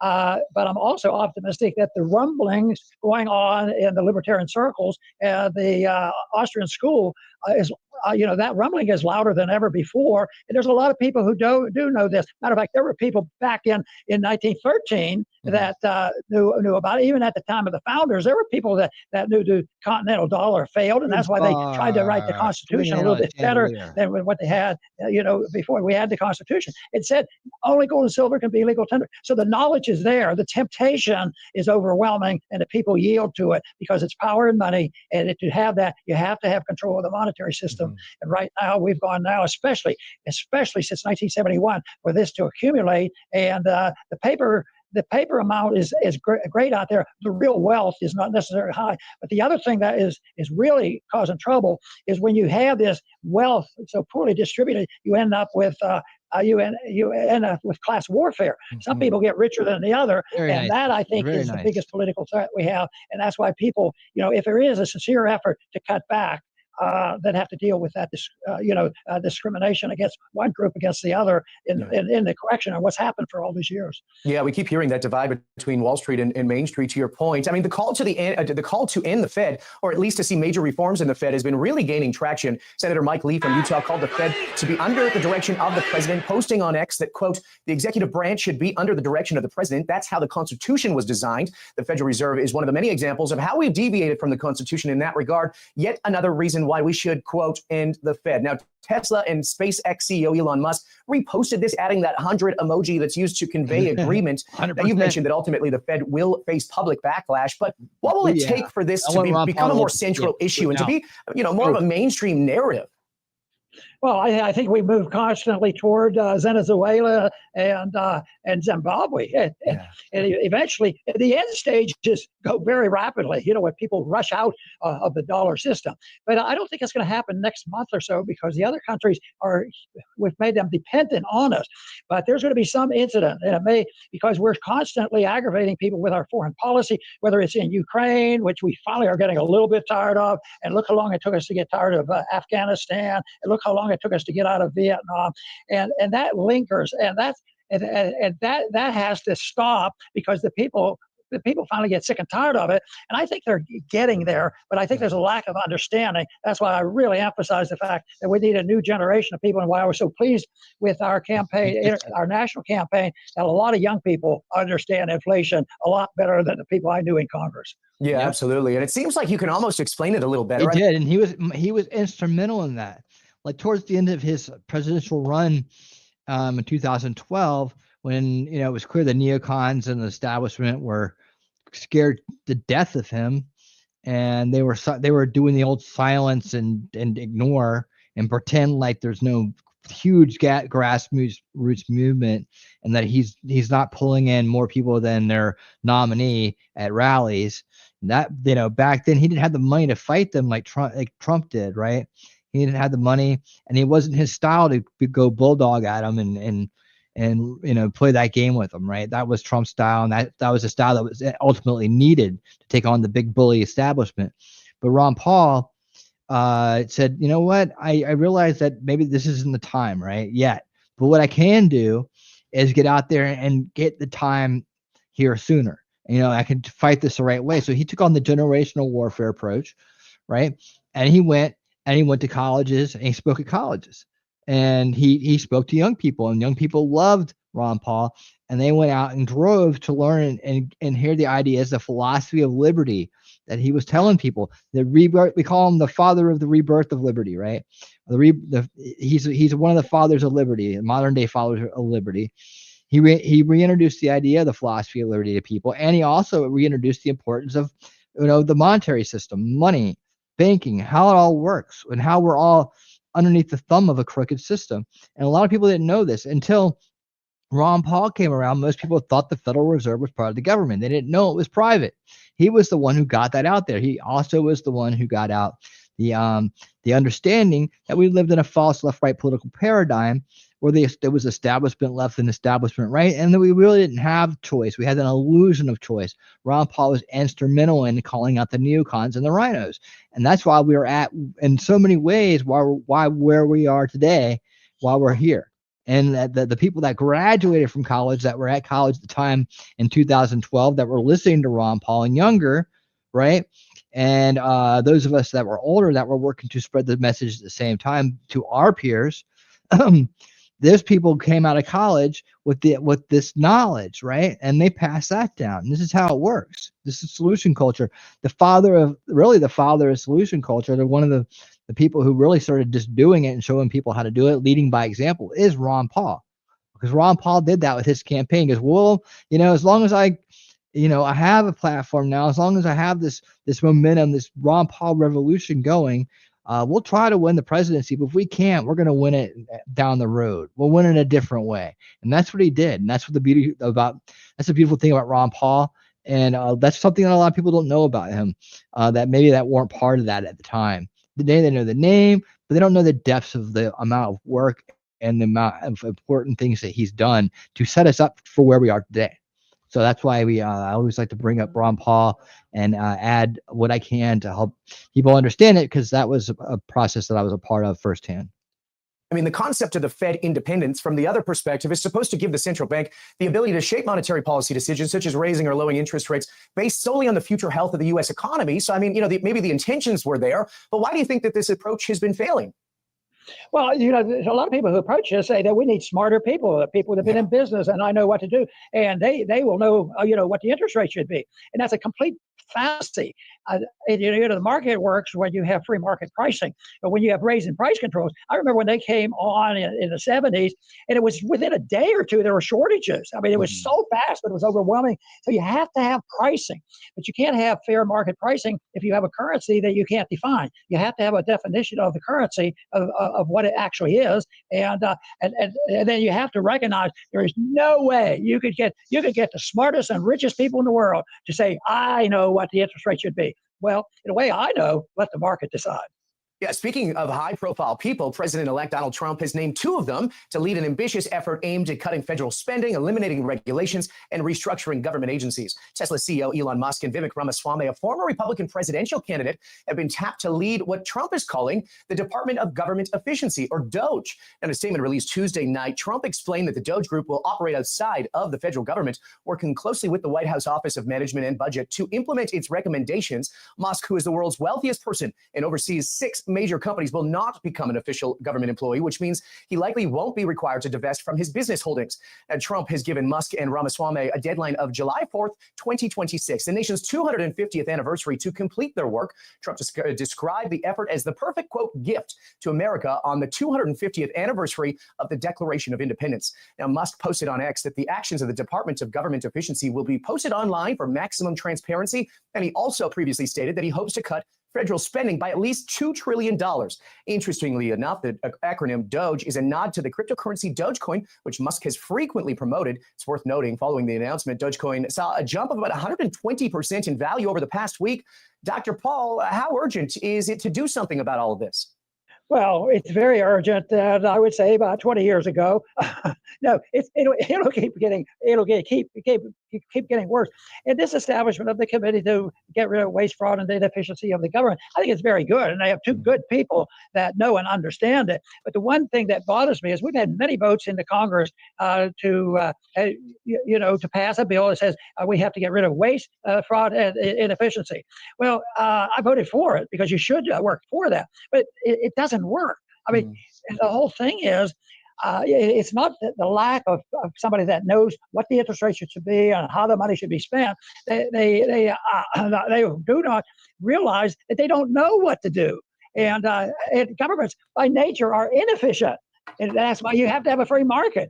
You can't regulate and say, well, we need smarter people. Then you end up with everybody from the radical communist system to some people who say, well, no, we just have to have a lot smarter people deciding what the interest rate should be. And they don't know. They said it even when the Fed does, and everybody looks at it, and 1 hour later the markets move $10 billion or trillions of dollars, and then a couple hours later it's reversed again. So no, I am very, very biased toward looking for answers through the promotion of liberty and voluntarism. It's imperfect, but I'll tell you what, it's a lot better than everything being determined by authoritarians. Yeah, you talk about this That's department of, this DOGE that we just spoke about with Elon Musk.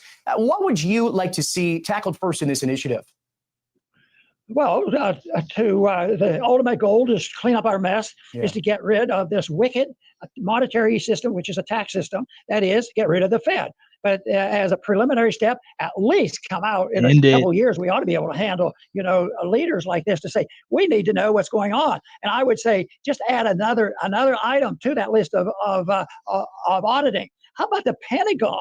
Just think of the Pentagon and all the spending that goes on, and it's not much good coming of it. This whole idea that you have to be patriotic and and support all these wars, and you have to bow to the military because they're our heroes. Well, I'll tell you what, it's an illegal thing. It's not national defense. It is not there to define a national defense. It's designed there to serve the interests of very powerful people, and many of them are in the military-industrial complex, and they have a lot of clout. A lot of power. Okay, well, we recently heard from Elon that he wants you as part of the Department of Government Efficiency. He posted on X saying it would be great to have Ron Paul as part of the team. Would you be interested, Dr. Paul? As your phone rang today? Yeah, I'm interested as long as they don't make me sign up to be a member of some committee I'm working in the government. But I think the idea, because I work in ideas. So yeah, I've talked to a few people that are loosely associated with the group, and I've expressed an interest. Yeah, if they call, I'll answer and say I'll do the best I can. But you might not like my idea of getting rid of the Fed. And you see, along with the Fed, I'd want to get rid of the income tax totally and completely. So, interesting. But you can't do that unless you cut the spending. And I think Musk understands that. You have to cut the spending. But that's where the political, problems occur, because the people are always for cutting spending for somebody else. So that's what you'd focus your attention on in that role, hypothetically, is getting rid of that income tax and obviously cutting some deficit. Right, I think so. I think that's very important, because the deficits, it's an immediate tax, because that the money will be taken from the people some way, and it's usually the gross amount of it is always fiat money. Yeah. Okay, well, before I let you go, I need to get your thoughts on gold quickly, Dr. Paul, because gold hit multiple new record highs this year, rising about $2,700 US an ounce on the spot side. I think right now we're seeing a pullback below $2,600 an ounce. I mean, the metal is still up more than 25% year to date. You're a big supporter of having exposure to gold. What's your take on gold going into next year? Gold is golden, and gold has a record. And that's why when you come up with another new scheme that I don't understand, and it may appear that the people are, interested in it, I look at history, and not only did they have the coinage, more than 2,000 years ago, 6,000 years ago, they understand how important gold was. And I would say that I like that history and how long it's lasted. And I think that tells us. So I think that, and what I watch most, that I think has the most direct effect on on the marketplace is the price of gold, and that reflects spending, and that reflects deficits, and they hide deficits. They do everything else, and they cheat. The Federal Reserve doesn't tell you what they do when there's a crisis, but no, it's a system that works, and the deficit is a big deal, and the government is not. I shouldn't say it, because a lot of people are hopeful, and I'm hopeful too, that this administration will do better. But the politics of it, they're very sincere and they're very capable. But I think the market's going to take care of it. There will be a liquidation of the debt, and there will be a liquidation of the mail investment, but it will be done by runaway inflation. I wish we could too. And making the dollar worth less and less on a daily basis. Yeah. Thank you, Ron Paul. Thank you.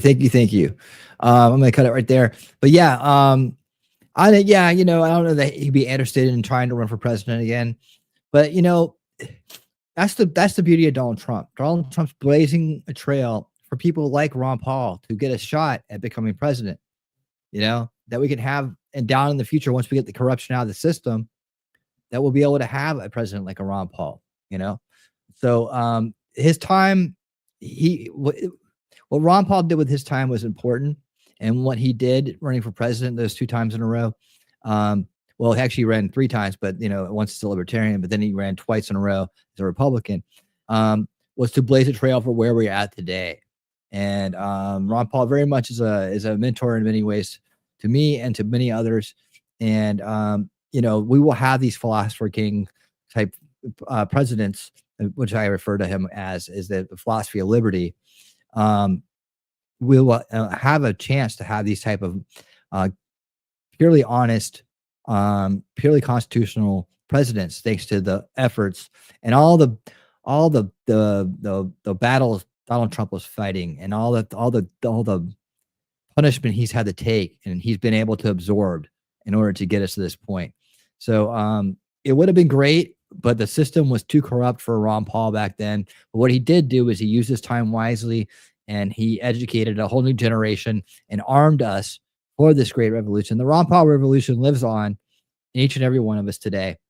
And he's very much still in our hearts. And he's very much now more than ever becoming part of the picture again, and which is great, which is awesome. And I can't, everybody knows how excited I get at the idea of Ron Paul being involved and still becoming even more relevant today, hopefully, than he was in the past. And I hope that continues to go in this direction. And I hope that he lives to see the day when the Fed gets when it gets what's coming to it.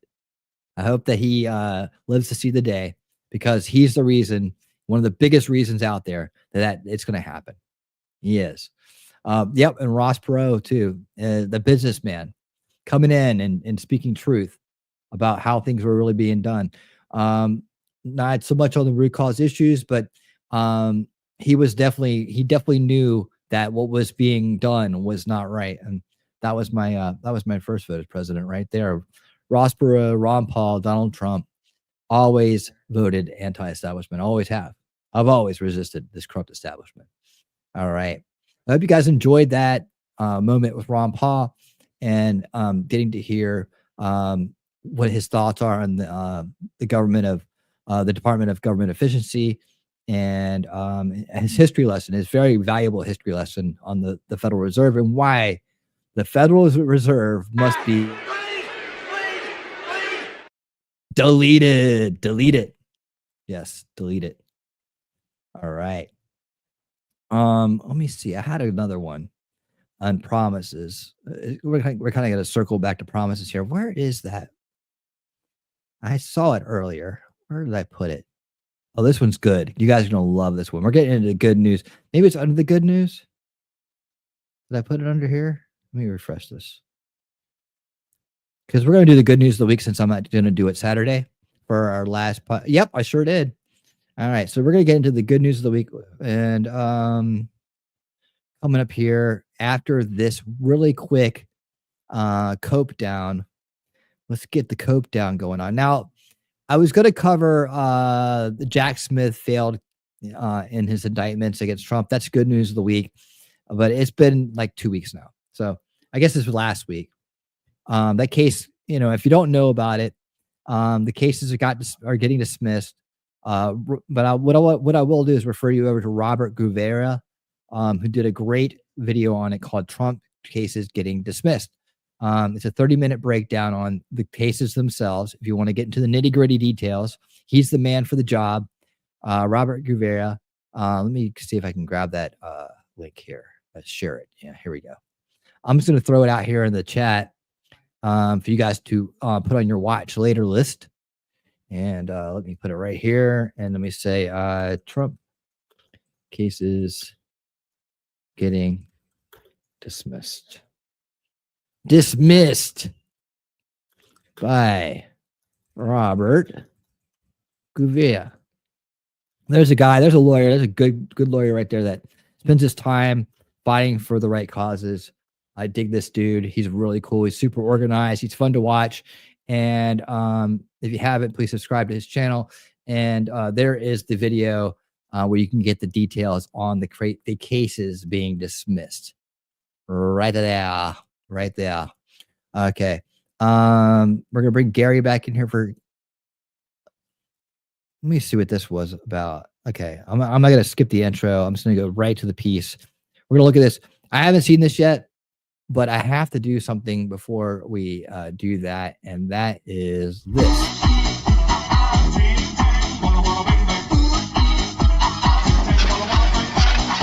Oh my! T-Rex Trucking and more. Hopefully, and more is feeling better. Thank you for the $10 super chat. Good evening, friends. Just got back from the movies. Saw Wicked. Oh, God. I wouldn't have told anybody that. On Wednesday, 10 for 10, except for when he hates musicals. Yeah. And saw Red 1 today. 7 of 10 would recommend. Yeah. I don't know about the Wicked thing, dude. But thank you for the $10 super chat. And I don't know what's Red 1 about. I have to check that out. But I will say that the Picard show is good. I don't care what people are saying about it. I'm enjoying it. I think it's pretty interesting. And I'm not sure what all the hubbub was about.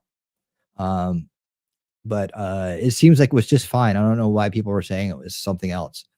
And I haven't seen it yet. Maybe someone can enlighten me on what the criticisms are.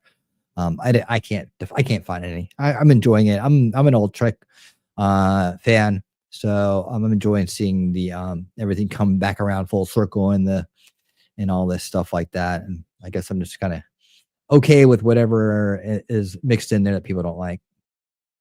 But I think it's interesting stories. I go to Trek for the stories, and they're good stories. So there you go. All right. Thank you, T-Rex Trucking and more for the $10 super chat. Let's go to this. We'll go right into the story, and then we're going to go into this other then we're going to get into the good news. Okay. But let me just go to this Cope story real quick. Coping. What is this? Joy Behar, I mean, it's not Joy Behar. Joy Reid's insane anti-MAGA Thanksgiving meltdown has everyone literally speechless. Let's hear this. Yeah, she's shaved her head in solidarity. Joy Reid suffered a 10-minute meltdown about Thanksgiving, telling Trump worshiping, Capitol storming MAGA they won't get a cookie trophy or a hug from her. Well, guess what? We don't want one. Yep. Okay. We don't want your cookies. Colin Rook said, for your own They're sanity, racist. I'm only sharing a minute of the meltdown. We don't want your racist cookies. Well, this feels like a minute and 33 seconds. Can we handle it? Okay, let's see. Say the undocumented, who they get to call illegal immigrants like the Pilgrims had permitted. First of all, Joy, the makeup, I mean, this looks like clown makeup.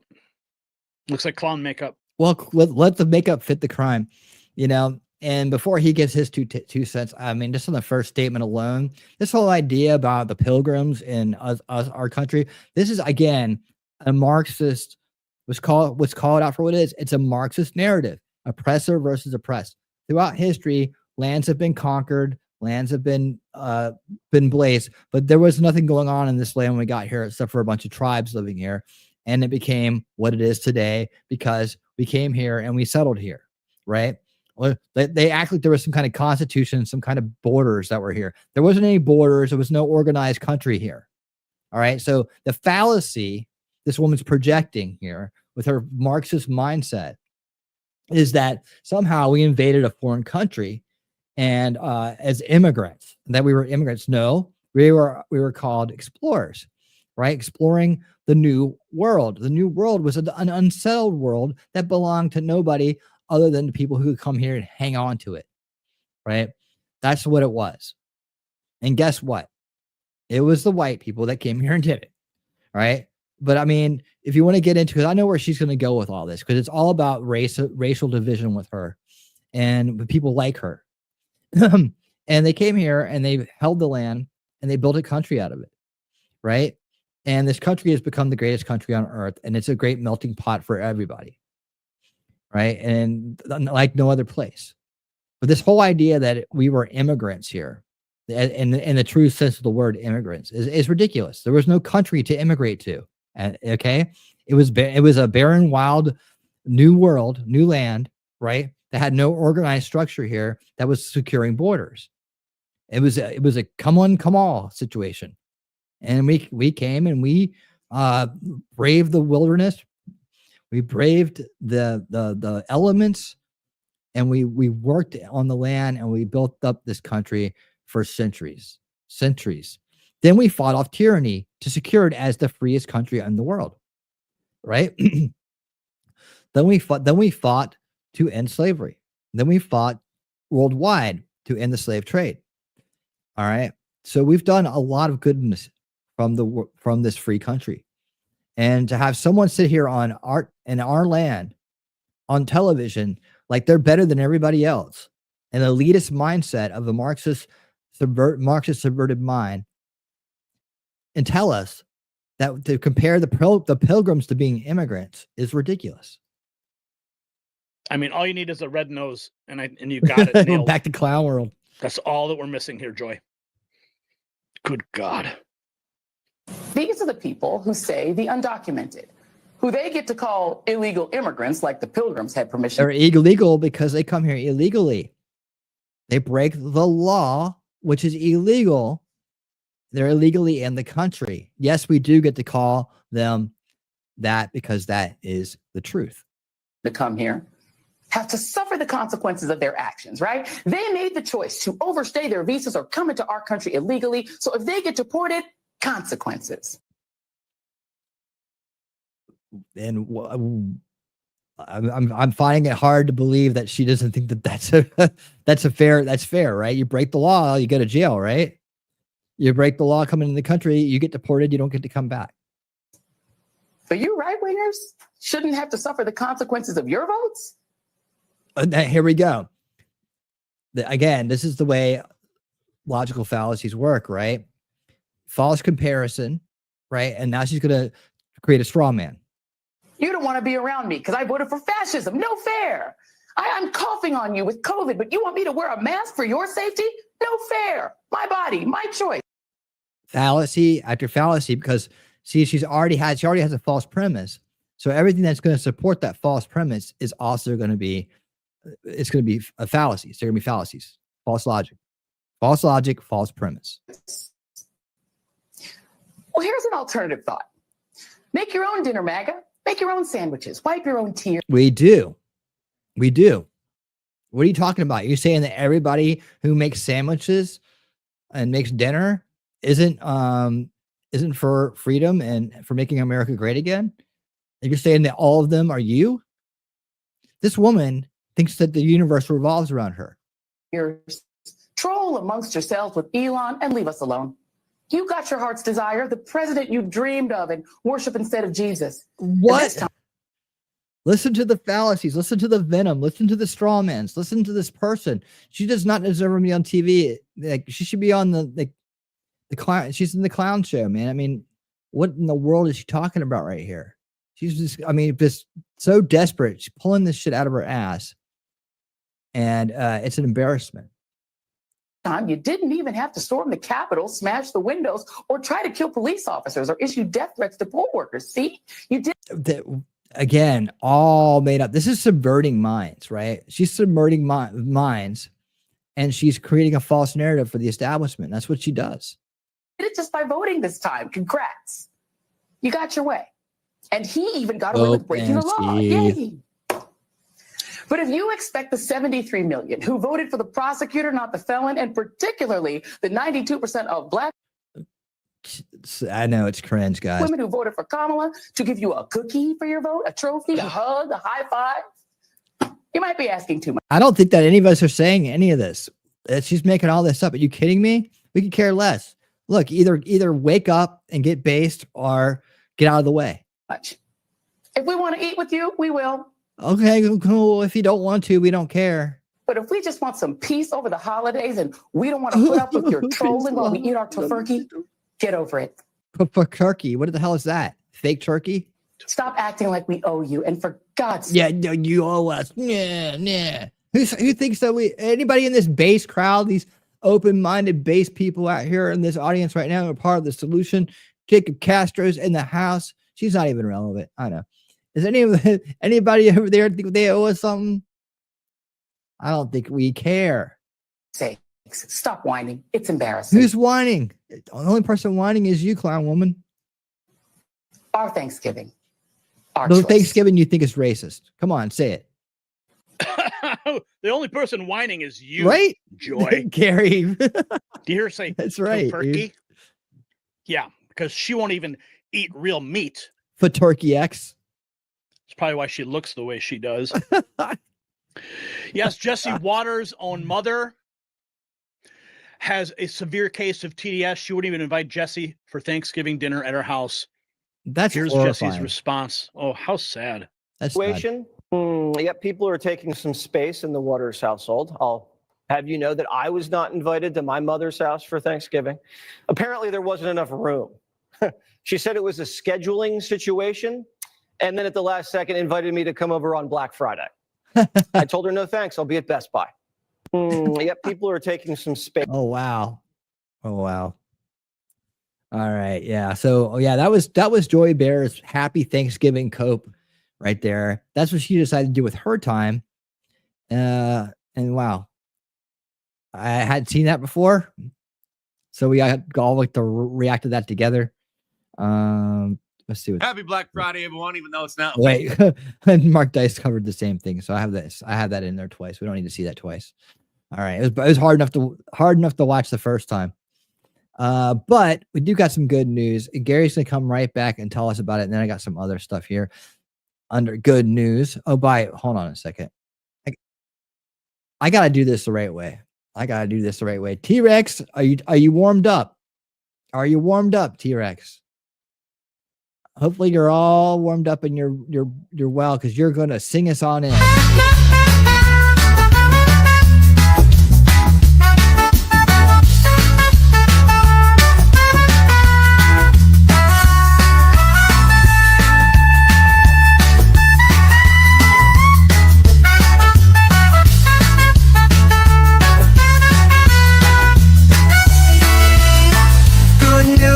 Yeah, we're here to spread the word, bringing joy and love to each and every nerve. Positive vibes, that's what we're all about. Gonna lift you up when you're feeling down. Every day we're gonna make it bright.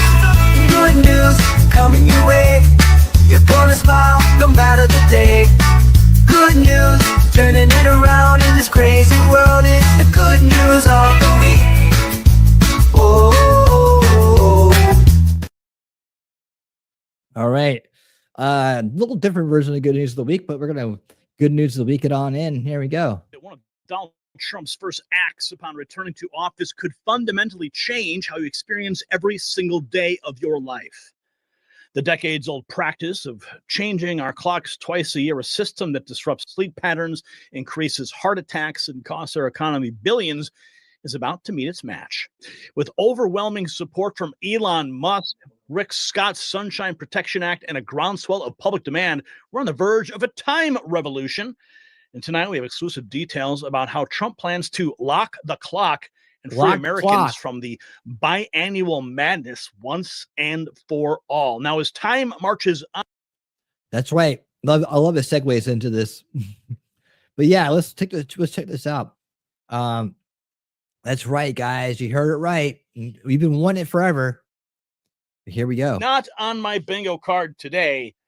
Lock the clock. The trending topic of daylight savings time. Now, I can tell you this. I hate it. I hate it with a passion. That we have to change our clocks twice a year. And it's like, oh, you have to like readjust, and then it gets dark earlier, and like you're out there driving your car. What's up, Thomas? I see you. And all of a sudden it's like, what's going on? Like everyone's headlights are in your face. It just seems like it's just darker. It's gloomier. Hello, winters just seem colder out here in Illinois. But things are changing. Things are changing. Tommy Tuberville on November 3rd. He said, today marks the end of daylight savings time as we fall back and move our clocks back an hour. That means one less hour of daylight in the evening, longer nights, and a rise in seasonal affective disorder. Enough is enough. It's time to lock the clock. Now, lock the clock, take the policy. Senator Tuberville and can get this through Congress, it will end up on Donald Trump's desk. Yes. Now, I remember covering this a couple of years ago. This was a big topic, and we were like, yeah, it's finally going to happen. And it didn't. Joe Biden just let it languish, and nothing was ever done. He slept through it. But now we have a real chance to finally put an end to this. Now you may be asking yourself, well, who cares? Like, this doesn't seem like real news. Why are you spending your time on this? How is this going to make us more free? You know what? Here's what I got to say. It is disruptive to everybody in this entire country. It is a bane of our existence. And it's time. We are all bound by the seconds. We wear watches. We set alarm clocks. But then we got to change the clocks? I hate it. Anyway, let's see what Tuberville had to say back in when we had to change the clocks. Hello, Coach Tuberville here. Come on, Coach. Ever since I came to D.C., one of the most important things I hear about from Alabamians is making daylight savings time permanent. What an idea. What an idea. Like many Americans, Alabamians are tired of picking up their kids from school in the dark during the winter months. We are tired of it. Changing our clocks twice a year. Tired of it. We want consistency. That's why I have joined Senator Marco Rubio and a bipartisan group of colleagues in introducing the Sunshine Protection Act.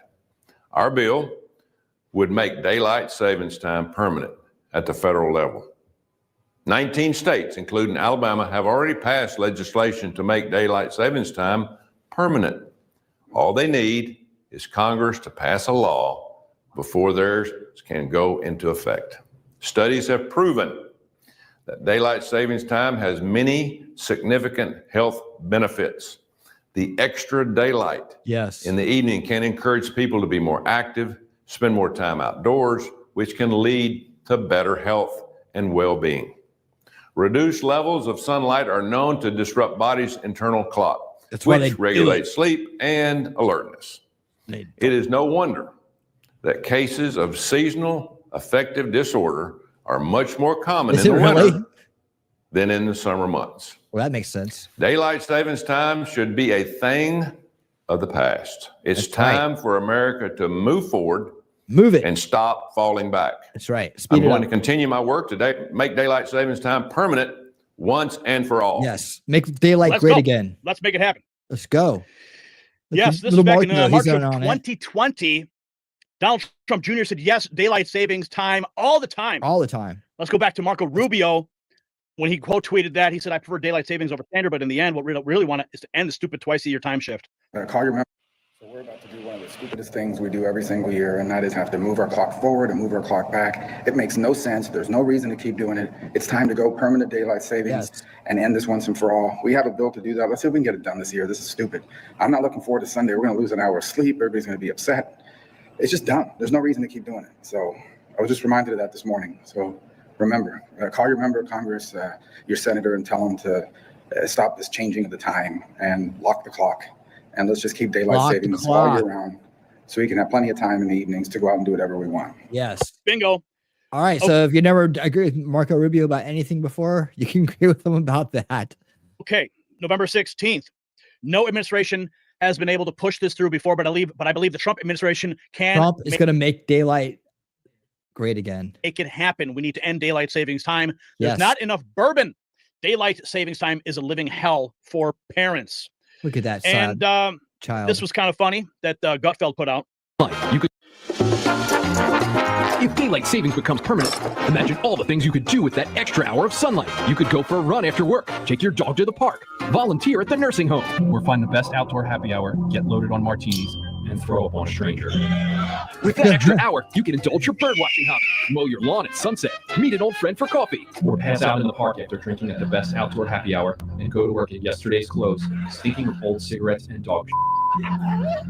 With another hour of sunlight, you could catch Junior's Little League game, give the garage a thorough cleaning, take a yoga class in the park, or buy a case of beer and sit on the porch and drink until you're screaming your ex-wife's name into a pillow, dampened by your own tears. So get ready for permanent daylight savings. It's a victory for everyone, but mostly alcoholics.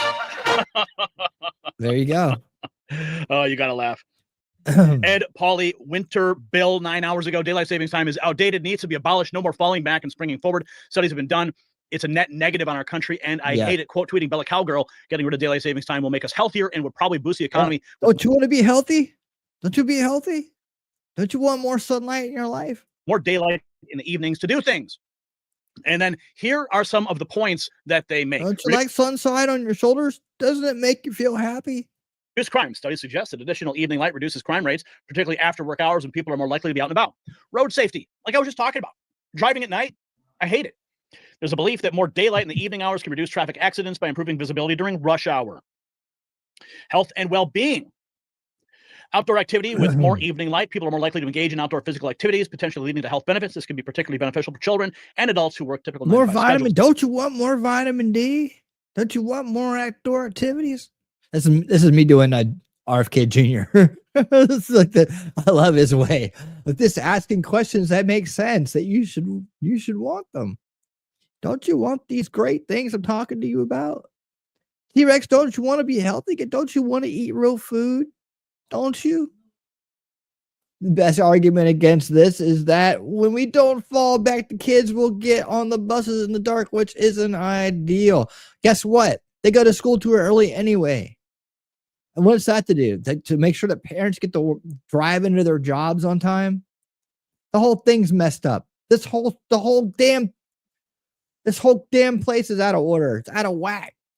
Everything's all out of whack. It's not family first. It's not family first. It's system first. We need to be family first.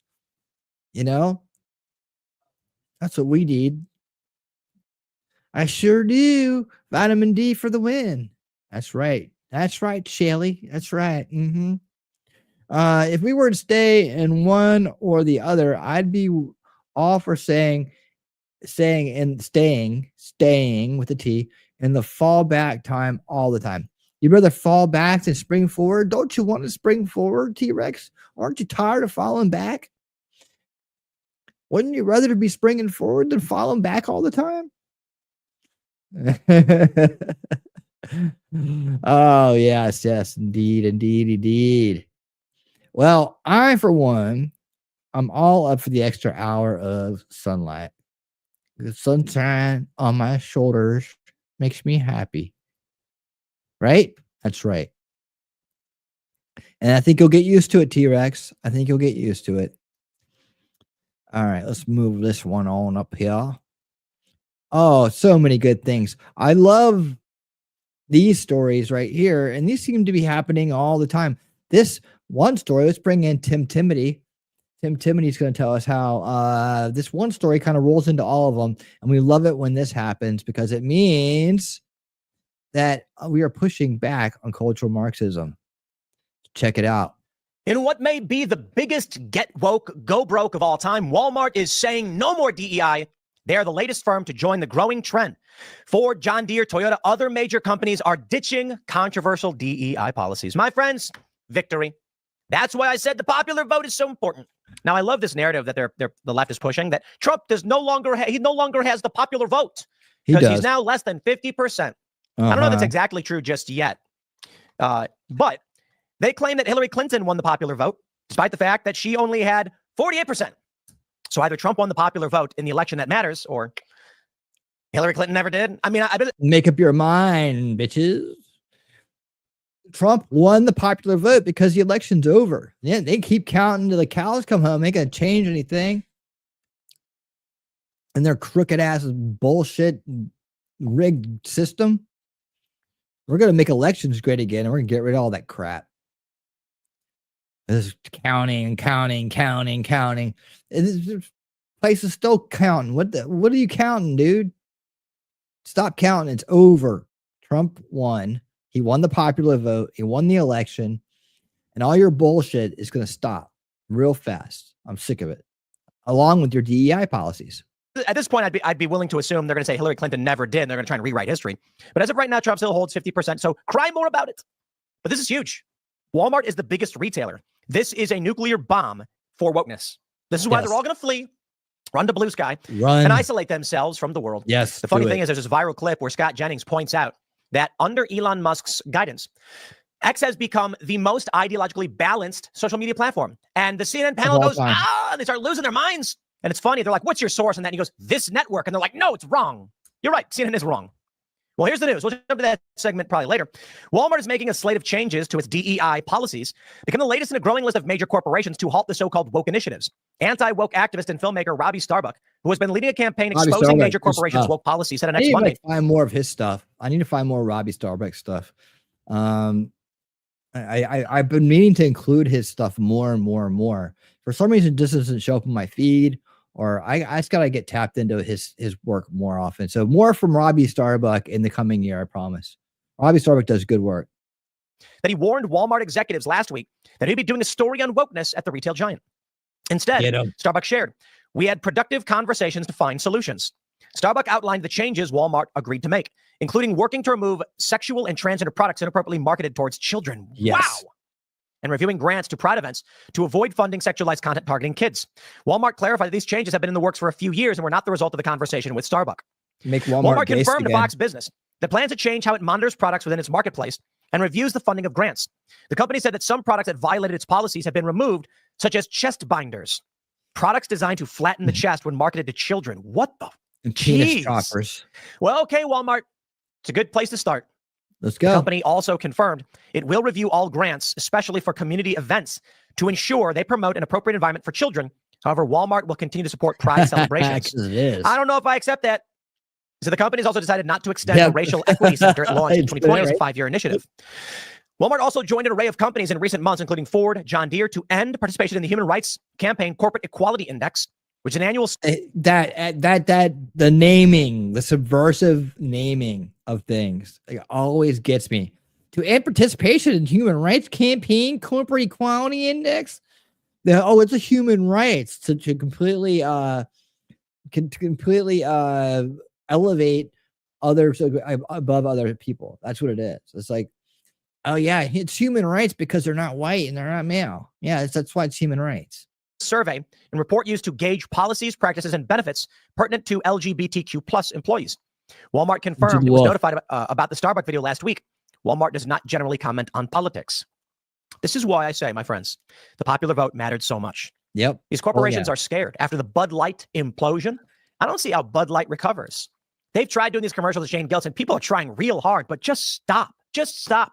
Yeah, and remember, guys, what Timmy won't tell you, I will. Or maybe he just forgets or doesn't know. But all these DEI policies and stuff, anything that's coming through corporate America, anything that's coming through the private industry, it's coming out of the WEF, right? It's all coming from there. So yeah, I mean, the government doesn't have anything to do with these things. The corporations have to make their decisions on their own. Now, the market, us, we help them, right? And so raising awareness about these policies and raising awareness about all the harm they do and how unfair they are and how they give them Orwellian double speak names, right? To make you think they're virtuous and kind when really they're just sucking the life and the blood out of you. These are the control over that, and the manipulation and the planning and the agenda all comes out of the WEF. That's the World Economic Forum. And they have their annual meeting in Davos and in January, which we'll be covering here in just a few months. I can't believe it's already been a year since we covered Davos last. So this little added context there for y'all. Dana White, UFC, they take on Bud Light and they're like, we don't care, we'll take the money. It's like, fine, sure, whatever, but you can't save the brand. They lit Bud Light on fire, and there's no recovering it. Dylan Mulvaney was not popular by any stretch of the imagination. Facts. And that's so brutal. Everybody likes Yingling, though. Walmart knows exactly what is up. Exactly what is up. Now, my friends, there is an anti-woke brand you can choose from. Cask Brew Coffee. Go to castbrewcoffee.com and buy coffee to support the show. I will tell you, it's not so much that the Cask Brew is anti-woke. It's just a corporation that's not going to play games. It's anti-woke. Agree to Here we uncancel go. Redskins. More good news. And I'm an Eagles fan. But more good news. I'm actually really happy. To hear this.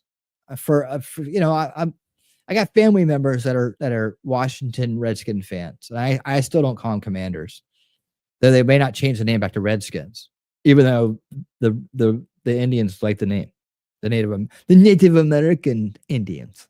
Okay, whatever you want to call them, they like the name. They don't have any. They take no offense to the name at all, which I guess the white men have a hard time understanding, right?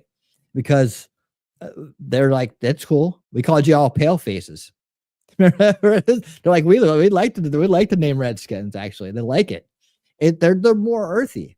Skin is earth. Earth, skin, human, reality. People have skin. They don't mind it, actually. Hey, there's a lot of people that don't mind, proudly just talking about the color of their skin in this world, especially in this country. They can't change their name to the Blackskins. I don't know if that would go over well. I mean, but it probably would. The Washington D.C. Blackskins. I don't know, but no, the Redskins. The people. As they'll talk about where the name originally came from. And the logo originally came from was a sign of respect and an admiration. And the fact that the woke, cultural Marxist mindset, brainwashed people, subverted people, turned it into what they did is a travesty.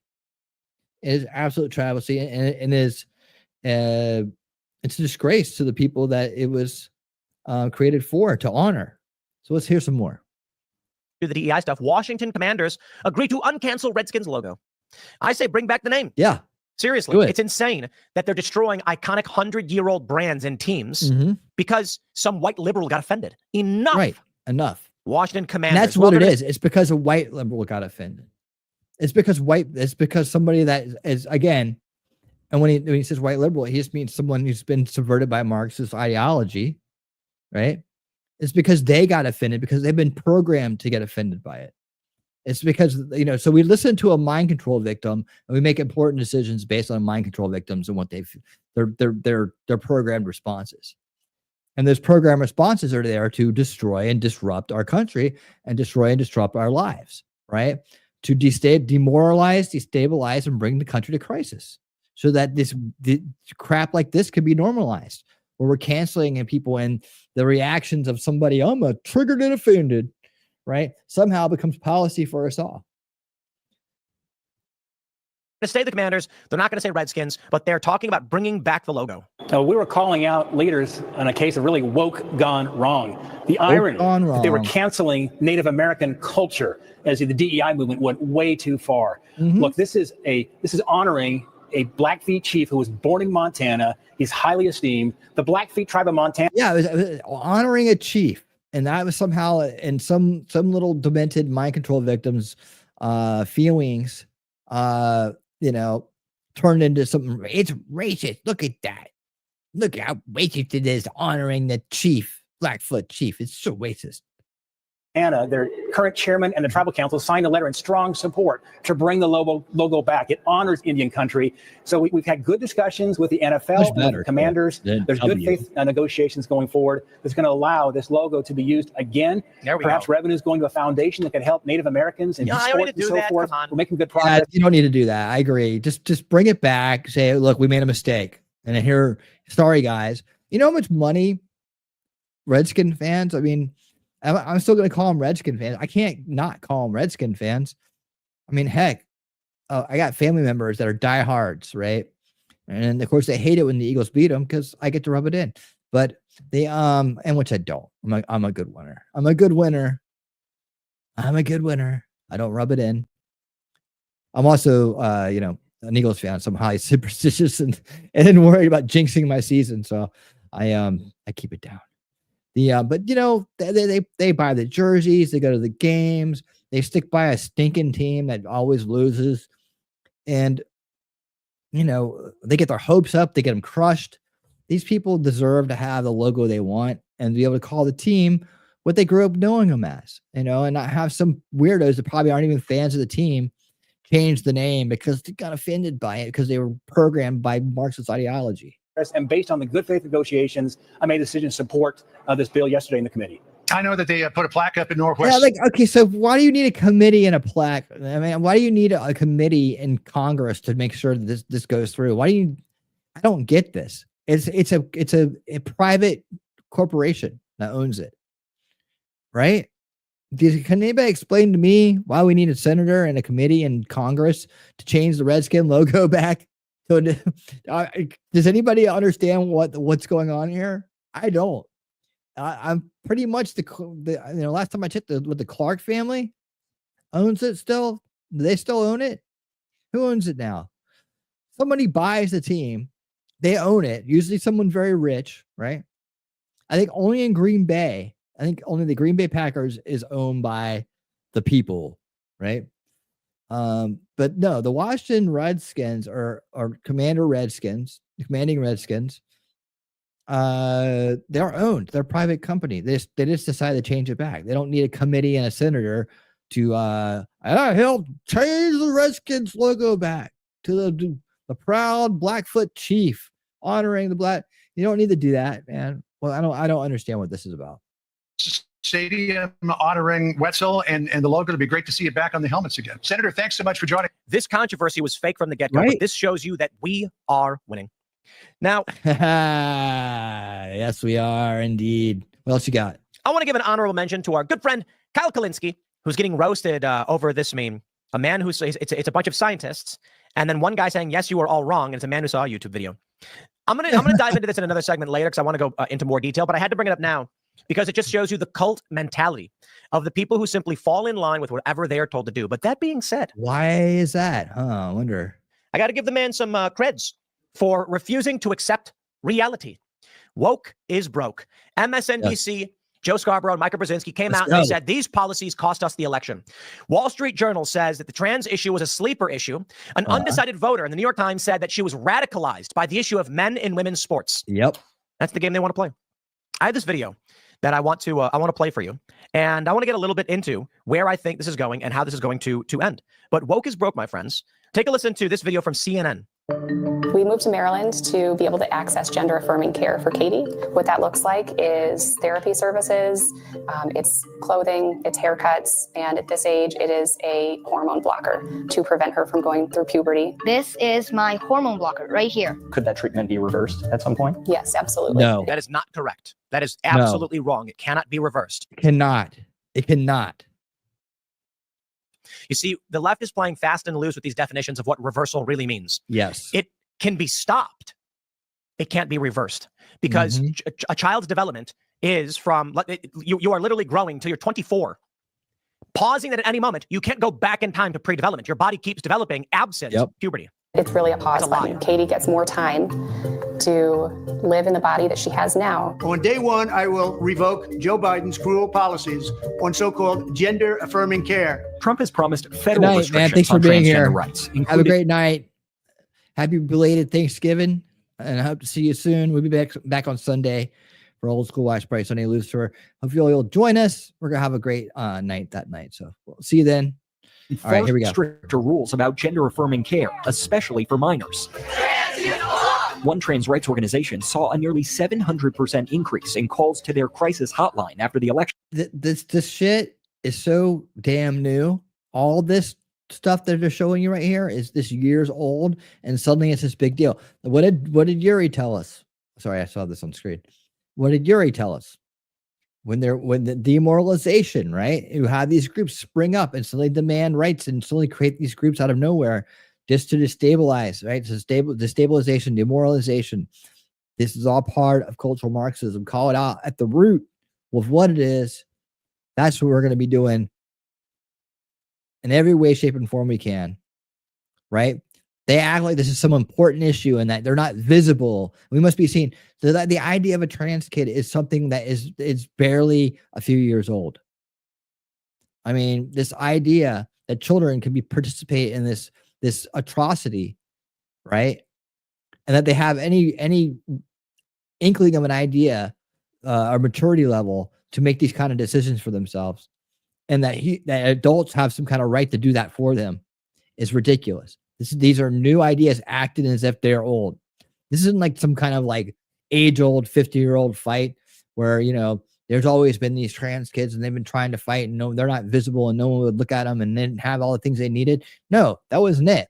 The subversion went in. The programming, the mind control went into schools under critical gender theory, another spawn of the satanic critical theory, which is cultural Marxism with a new name, right? It's been around for a while, as we've been learning so well in the book Big and Tell by Jim Michael Waller. Monday nights, Unrigged the Game. You need to be there for these very important books that we read. However, this is it, right?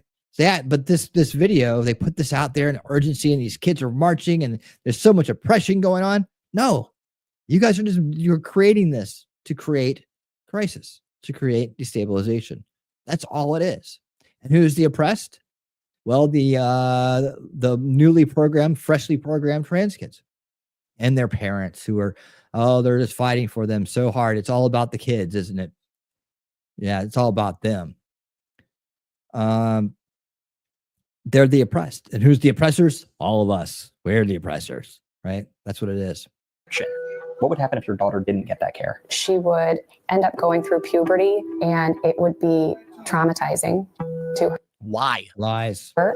To see all of those things happen to her body. I know. Now, I want to clarify, too, that the reason I'm highlighting this video is in regards to, the reason why I pulled it up for this segment is Robbie Starbuck's conversations with Walmart about removing these products from Walmart and how I think this is ultimately going to go by the wayside. The first domino that you'll see is Walmart saying, we are not going to sell these products, sending weird sexual ideas to children. Yes. Now, as to this mother, That's I what it believe does. that she is likely suffering some debilitating mental disorder. And Yes. I hope she gets the assistance she needs. I also lay some blame on the father for not standing up. But I understand a lot of these parents, they see the TV and they believe this stuff to be real, but they've not read the literature. They've not read the science. They're mind control victims too. Yeah. Puberty blockers are not reversible. Let me stress this again. They will lie to you. They will manipulate you. They are not telling you the truth. If a child is growing and developing from the ages of 0 until 24, a human being, at any point, if you stunt hormonal development, the body continues to grow. They will gain height. They will develop just in a different way. When the puberty blockers are stopped, they don't go back in time and revert back. You're not going to be 10 years old, be given puberty blockers, then at 12, take the puberty blockers out, and then shrink back to a 10-year-old to go through that development again. It's a lie. You know, you get some treatment from doctors, from other care. What would happen if you didn't get that?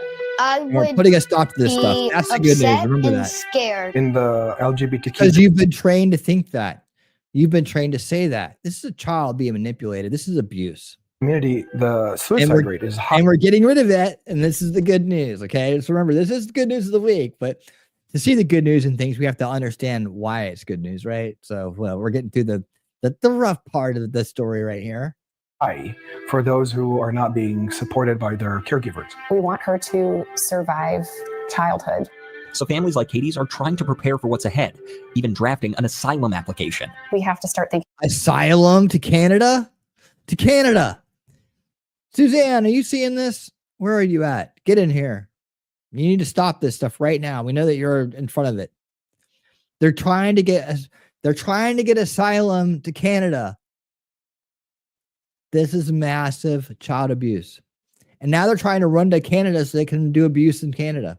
Where are my Canadian friends? Where are my Canadian friends? We need you to get it. Mount up and meet them at the border and stop them from crossing in. These dudes are on board for child mutilation because they have no balls.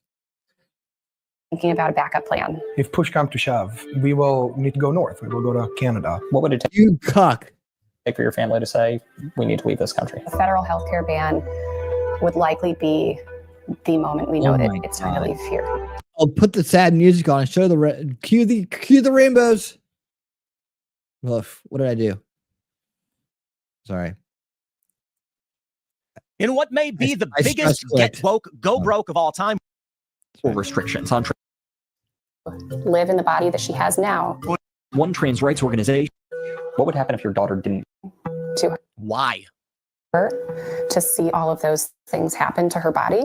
I know. Now pulled it up for this Mart, and that is ultimate phenomena that you'll see weird sexual as to this mother. I hope they see the TV and they believe if a stunt hormone back from doctors, from other care. What would happen if you didn't get that? The LGBTQ community, the suicide rate is high for those who are not being supported by their caregivers. We want. They create a problem. They create a crisis, and they pose the saviors. They create the idea that if they don't get these things, that their life's over, and that's what makes them get into that state of mind. Right? This isn't a naturally occurring thing. And then here's Cuckold over here, quoting the bullshit propaganda to sad music. Her to survive childhood. Sad music. The music, guys, the music in the background is part of the manipulation going on here. Right? You know, we often don't pay attention to the little things as we consume so much in this, information society.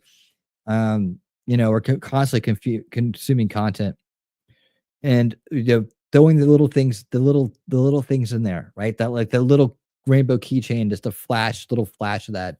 The background music, the cuckold father sitting there spewing propaganda to emotionally manipulative music. The sad plain mother sits there. Why can't I turn my son into a girl? I feel so sorry for you. You have to go to Canada to do it. So families like Katie's are trying to prepare for what's ahead, even drafting an asylum application. We have to start thinking about a backup plan. So moment we know that it's time to by television and by these that a woman There like it is. that See? has been largely indoctrinated by television and by these markets. And so there's probably Okay, so what's the indoctrination again? It's cultural Marxism. We have to call out the root cause issue if we're ever going to resolve it. And we can't just skim around it because we don't feel like talking about it. You know, eventually, Tim, you have to hand your audience off out of awareness through the research into consideration, and they have to understand what to make a decision about. Right? Just get the DUI. They're already trying to rename this shit. They're already trying to rename DEI to something else. Who was talking about it the other night? Heidi, were you talking about it? Were you educating the crowd on the new terminology they're trying to put out there? Was it Ellie? Someone was in here shedding light on the fact that, and this is what they do. You know, they're not buying the global warming anymore. Let's call it climate change. They're gonna rebrand it, and they're gonna try to sneak it in another way. As long as the mind virus is still active, it will try to find a way to replicate itself, even if it has to change its identity, even if it has to change its infection route. It won't stop until you stop it, the root cause issue, right? The root cause issue. And what we're seeing here is just the culmination of it when it's gone unchecked and unprevented, right? We've let it fester into our schools, into our children. We're seeing the very worst parts of this epidemic on display. That's what this is. This is it. So it's great and all that he points out the indoctrination and but you have to, Tim, at some point you have to start to get to the root cause, and you have to start saying what it is. You can't just pretend like this just fucking dropped out of the sky. This has been at the works for decades. The generational warfare has been on us for decades, right? The history of this type of warfare goes back beyond, it goes back to it goes back to the turn of the 19th century, or no, 1900s, right? That's the 20th century, right? Where's the 20th, right? The turn of the 20th century. That's how far it goes back. So it just isn't something new. This is not some kind of new thing. It's just the newest incarnation of it, and it's the one that's festered the longest. So we're seeing the most symptomatic responses from it, all the way to the point. If we didn't stop it right now, if we were unable to stop it, it would push even further. It would go even further. And could we ever imagine we'd be at this place right now? Right? I mean, 10 years ago, 20 years ago, could we imagine that this would be going on? Right? That this would be happening to children in schools by parents and teachers and media and entertainment and corporations all working hand in hand to do this to children? Could we have ever come up with this in our wildest dreams? Is there one thing of, is there one movie, book, anything like that ever called this out? Even George frickin' Orwell and goddamn all those dystopian books, they didn't even talk about this. They couldn't even imagine this level of shit going on, right? So what do you think the next step was going to be? Complete androgyny, right? Complete androgyny, celibacy, and handing over our reproductive rights to science, right? No relationships, completely autonomous lives with no gender. That was the future they were pushing towards. That was the next step.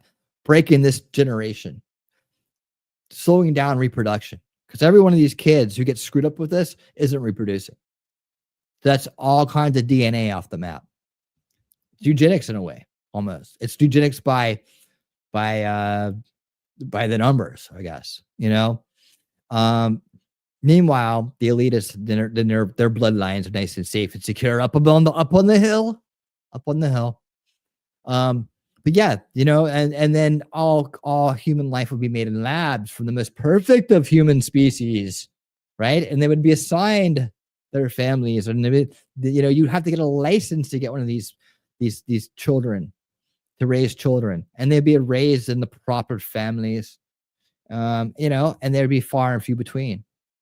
So between what's left over from the cattle species, which would be us, and then the robots coming in to replace us that we all built on our backs with our labor and our money and the androgynous future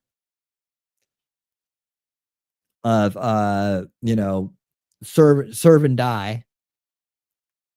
And then those families that drove all of this, whoever was left would eat themselves atop the hill with their perfect specimen children, as we sat down here without penises or vaginas. No relationships, no children, no family, no hope, no reason to do anything but what they say, so you don't get hurt. You get allowed to eat. You don't feel pain. I know that's the future. But this is the good news of the week. It's all going away. That's the good news of the week. So don't you dare run away. I'm just painting a picture of what it might have been if we hadn't stopped this. There you have it. Probably a lot more to go into as it pertains to that segment on CNN particularly. But the point here is Walmart specifically saying chest binders and other products are being done away with. And they've been planning this for a while. It shows that the narrative in the mainstream is to do away with these fractured ideas that harm children. You can't put a glossy documentary coating over it and have CNN try and act like it's some good thing to be promoted in defiance of real healthcare and science. You can't masquerade for much and make this a thing. So we've seen it for the past decade or so. But now I think Walmart and Target and other companies pulling back on these products, it makes it clear something is not right. You can't just push these things through. I say, my friends, in a lot of ways, wokeness is broke, and that's more than just these businesses. I guess I'm trying to clarify. I'm trying to articulate. Let me help you. What I see with a video like that is. Let me help you, Tim. I'll go ahead and wrap it up for you. Woke is broke, and that's the good news of the week. Yes, it is. And let's keep on keeping on as we see more of this awesome, great news. Right? Awesome, great news. One of the many things to be thankful for. Oh, geez, how do I keep doing this? Okay, so more and more of this great news coming out as we'll add to this with a little bit of dice. Maybe going into remission. There are a lot of major corporations that have been quietly doing away with their DEI policies over the last few months. Good news. They know finally that white people have had enough and are starting to sue them for their systemic anti-whiteism. Just last month, Toyota sent a memo to their employees saying that they were going to end DEI and narrow their community activities to align with STEM education. That's science, technology, education, and math, and workforce readiness. In other words, they're going to start focusing engineering and math on people who are actually qualified for the job. Back in July, the John Deere Tractor Company announced they were going to be ending their didn't earn its efforts, their DEI efforts, after conservative backlash, meaning finally conservatives started pushing back and started using the tactics that have been very popular and successful amongst the left, just barraging these companies with a bunch of facts and memes in order to shame them into ending their ridiculousness. But the fact that John Deere sadly succumbed to the liberal pathogen shows just how pervasive it is. Even Harley Davidson, the motorcycle company, which then later dropped their DEI policies back in August. As CBS News points out, after pressure from diversity critics, Harley Davidson said that they were ditching, it's a start. It's better than nothing. Some of their DEI goals, a move that comes after it faced pressure from anti-diversity critics on social media. See, we can harness the power of social media to name and shame these scum. The iconic motorcycle manufacturer follows John Deere and Tractor Supply, which both made similar decisions to scratch their diversity programs earlier this summer. Also back in August, the Ford Motor Company put an end to their DEI policies, telling employees that they will no longer participate in an annual survey from an LGBTQ advocacy group. That's the Human Rights Campaign. They're the ones who are literally just a lobbying organization, and they grade companies, they grade Hollywood studios, they grade video game manufacturers, and then harass them if there aren't enough LGBTQ characters in video games. So they're one of the primary driving forces behind all of this crap that you see in Hollywood and in corporate America. And so now Ford Motor Company is no longer going to participate with them.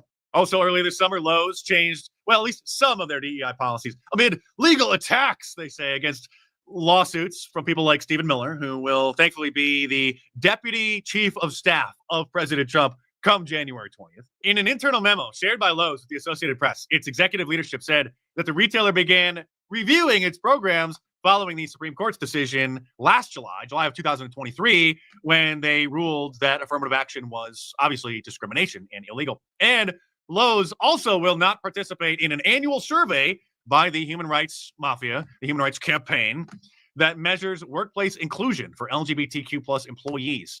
Literally, they're upset that there aren't enough LGBTQ people at major corporations, and so they've strong-armed many of them into filling out these surveys. Imagine asking employees, hey, by the way, what's your pronouns? Are you gay? There's too many straight people in this company. The changes are made to ensure Lowe's policies are lawful and aligned with its commitments to include everyone. I mean, the list just goes on and on. Molson Coors pumps the brakes on DEI practices. And you're going to see a lot more of this, or we're going to see a lot more of this, like when Starbucks got sued for firing a white manager to appease the Black Lives Matter insurgency back in 2020. And then a jury awarded her over $25 million. Gotta and then sue 'em. it gets even better, because then the compensatory damages, those are the two different things. Punitive is to punish, compensatory damages are to compensate the loss. Yep. So then the compensatory damages came in at $2.7 million. And once Donald Trump takes the oath of office next year on January 20th and becomes our next commander-in-chief again, then clowns like this will be dismissed. One of the goals here is actually how do we get more African Americans in position of leadership, in positions of aviation, and that's one of the challenges. And I'll tell you, It is a challenge, sir, sadly, because so many of them have misplaced priorities. And for some reason, there still is a cultural rot in the Black community when people insult their fellow Black people, calling them Oreos when they're educated because they equate education and intelligence with white people. Lame. Then you've got big problems. And hiring and promoting people who aren't qualified for positions just because of their race isn't actually going to address the cause of the problem. Also, thankfully to the Trump administration doing away with DEI, our soldiers serving in the military can thankfully kiss these clowns goodbye. Patient, yeah, I was patient. Now I can scream. This is ridiculous. She was like, oh my God, I could never wear that. And I was like, let me show you how to. Abracadabra, these bitches know I got answers. Can you imagine having to serve in the military alongside these Can you people? imagine what other countries think of All us? they wanted was the right to get married, they said, and they wanted to go into the military. Then they wanted to start adopting children. And then they wanted to start dressing in drag while in uniform. Go back in the closet and leave us alone now. But speaking of closets, you should fill yours with some of the awesome shirts. All right, guys. Thanks so much, Mark. Nice. There you have it.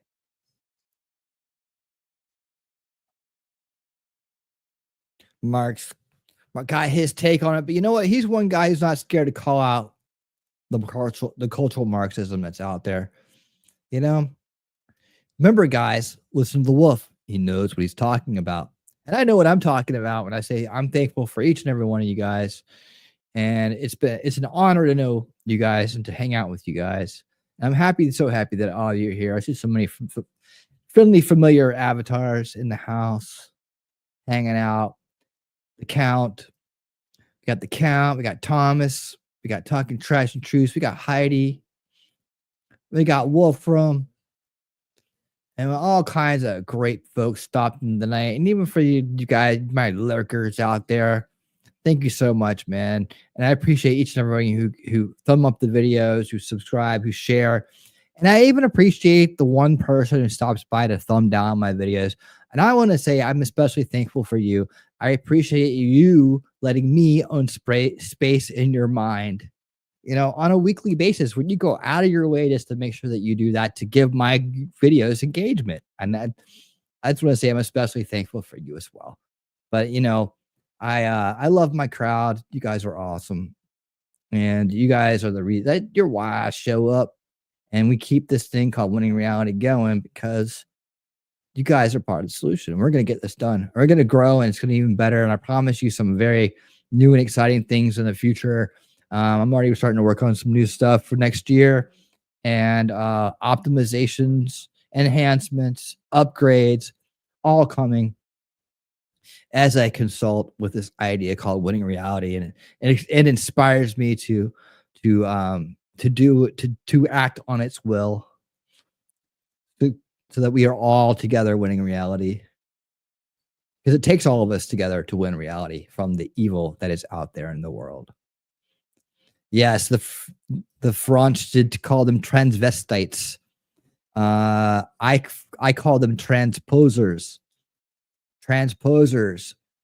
I really want to get that name to stick. You know who's going to make it stick? The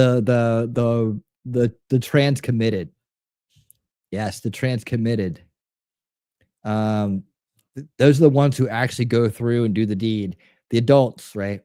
I mean, people on one side, we have to always remember that we want to respect our roots and liberty. That people have a right to make decisions as adults, how to do as they seem fit, whether it's gonna be good for them or not. Hopefully, they'll learn from it. Some mistakes you can't take back, like murder and trans surgery. Those are things you can't take back once you make those kinds of mistakes. So hopefully you don't. But if it's good for them, and there are people that evidently it is good for, if they fully commit to it and just ask to be respected as a human being, just be left alone, not to be harassed. And as long as they don't harass other people or involve children or try to make other people succumb to their will, I think they'll be just fine. But people like us are base. We don't care. We just want to live our lives in peace and harmony. And we want to be free to do what we want to as well. But then there's the people who pretend to be them, right? So they can get away by doing devious, awful things. That's why I said the brand split is the only solution for this. There's people, they're going to have to split that brand up, that LGBT, blah, blah, blah. That stuff needs to go because it opens the door, the big rainbow umbrella that so many weirdos and perverts and people that are out to do bad things are hiding under that umbrella. And they're using people who I believe they're just trying to, be left alone, I guess. That was the original group. They just want to be able to have the same rights as other people and be left alone. They got all that stuff. And then it was like, okay, now all the weirdos came in and like, well, let's push it as further as we can, demoralize and break down society, break the family. I think it got ugly. That's when the base people, the Gaetz against groomers, people like that, they should have just been like, brand split. We're out of here. Goodbye. We're not part of this thing anymore. Retire the rainbow, retire all that bullshit, stop the pride parades, stop all that shit. If you want to be like everybody else, just act like everybody else. That's all you got to do. Right, guys? Good night, Ronnie. Thanks for being here. Ronnie's an awesome new addition to the fam. Thank you so much for being here, Ronnie. I hope you have a great night and a great weekend. We'll be back on Sunday. And by the way, I'm going to get on out of here myself as I thank each and every one of you for being here on Rumble and YouTube this evening. Thank you so much for this special Friday edition of Winning 2024. We'll be back Sunday at 8 p.m. for Old School Watch Party Sundays. Grid Down, Power Up is our documentary, and we never did decide on a movie, so you will be surprised. It'll probably be Gremlins. I'm leaning towards Gremlins, got to be honest. Trading Places, maybe, or Gremlins. I got to feel it out, man. I haven't seen Gremlins in a long time, so maybe we'll see Gremlins. We got Gremlins, Trading Places, Scrooged, Die Hard, The Santa Claus, and Bad Santa. And then there's 5 weekends in December, so we're going to get them all in. So maybe it's either going to be Trading Places or Gremlins. You guys want to vote real quick? You want to vote? How many people are here that are 14? We just lost somebody. You guys want to be the deciding factor? Does everybody here come to Old School Watch Party Sundays? Heidi. Which one do you want, Heidi? Gremlins or Trading Places? How about you, Count? What do you want? Which one do you want? Gremlins. Memento's got Gremlins. We got Gremlins from Shelly. Okay, Gremlins from Heidi. I think we got it. Oh my goodness gracious. Hold on. Holy Cali, wowie woo. Cali, yowie, wowie.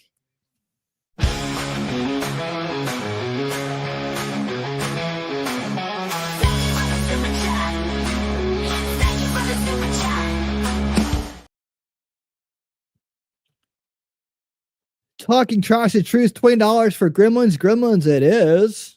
I think we got a unanimous on that one. So thank you for the $20 on that. Gremlins. We must really want to see Gremlins.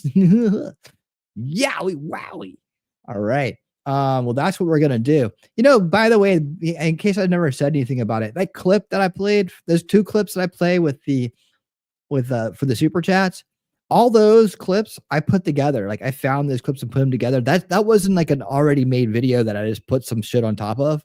I literally found all of those things and like each one of them individually and placed them together. So maybe like next time you watch it, you'll see that it wasn't like a pre-made thing. Like I literally found all those individual clips and put them together. It was grueling work. Let me tell you, it was grueling work. Somehow I got through it. I don't know how, but I made it my way through it and managed to put those fine pieces of work together.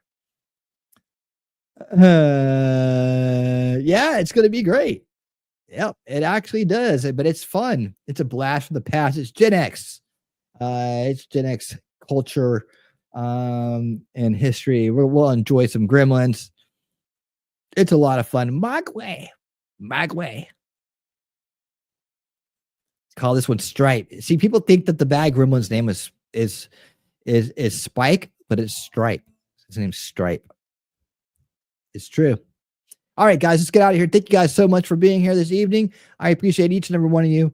And remember, if you're here, part of the solution, I'll be back on Sunday, 8 p.m. Eastern for Old School Watch Party Sunday. We'll be watching Grid Down Power Up, special about EMPs and protecting ourselves from EMPs, and with Dennis Quaid as the guy who's talking. And we'll watch the cult classic Gremlins, the Christmas movie Gremlins, as we start our Christmas month. Thomas, yes, you too, my man. You too. Thank you so much. Yes, because he had a mohawk of white hair, making it a stripe down his middle. Exactly. And there's a link if you want to go watch it. He's a narrator. Dennis Quaid is a narrator and a guy who says things. He does. Woot! All right, let's get out of here, guys. So until Sunday night at 8 p.m. Eastern for Old School Watch Party Sunday, stay based and keep on winning. If you've lost faith in humanity, clap your hands. If you've lost faith in humanity, and this is your villain origin story, if you've lost faith in humanity, clap your hands.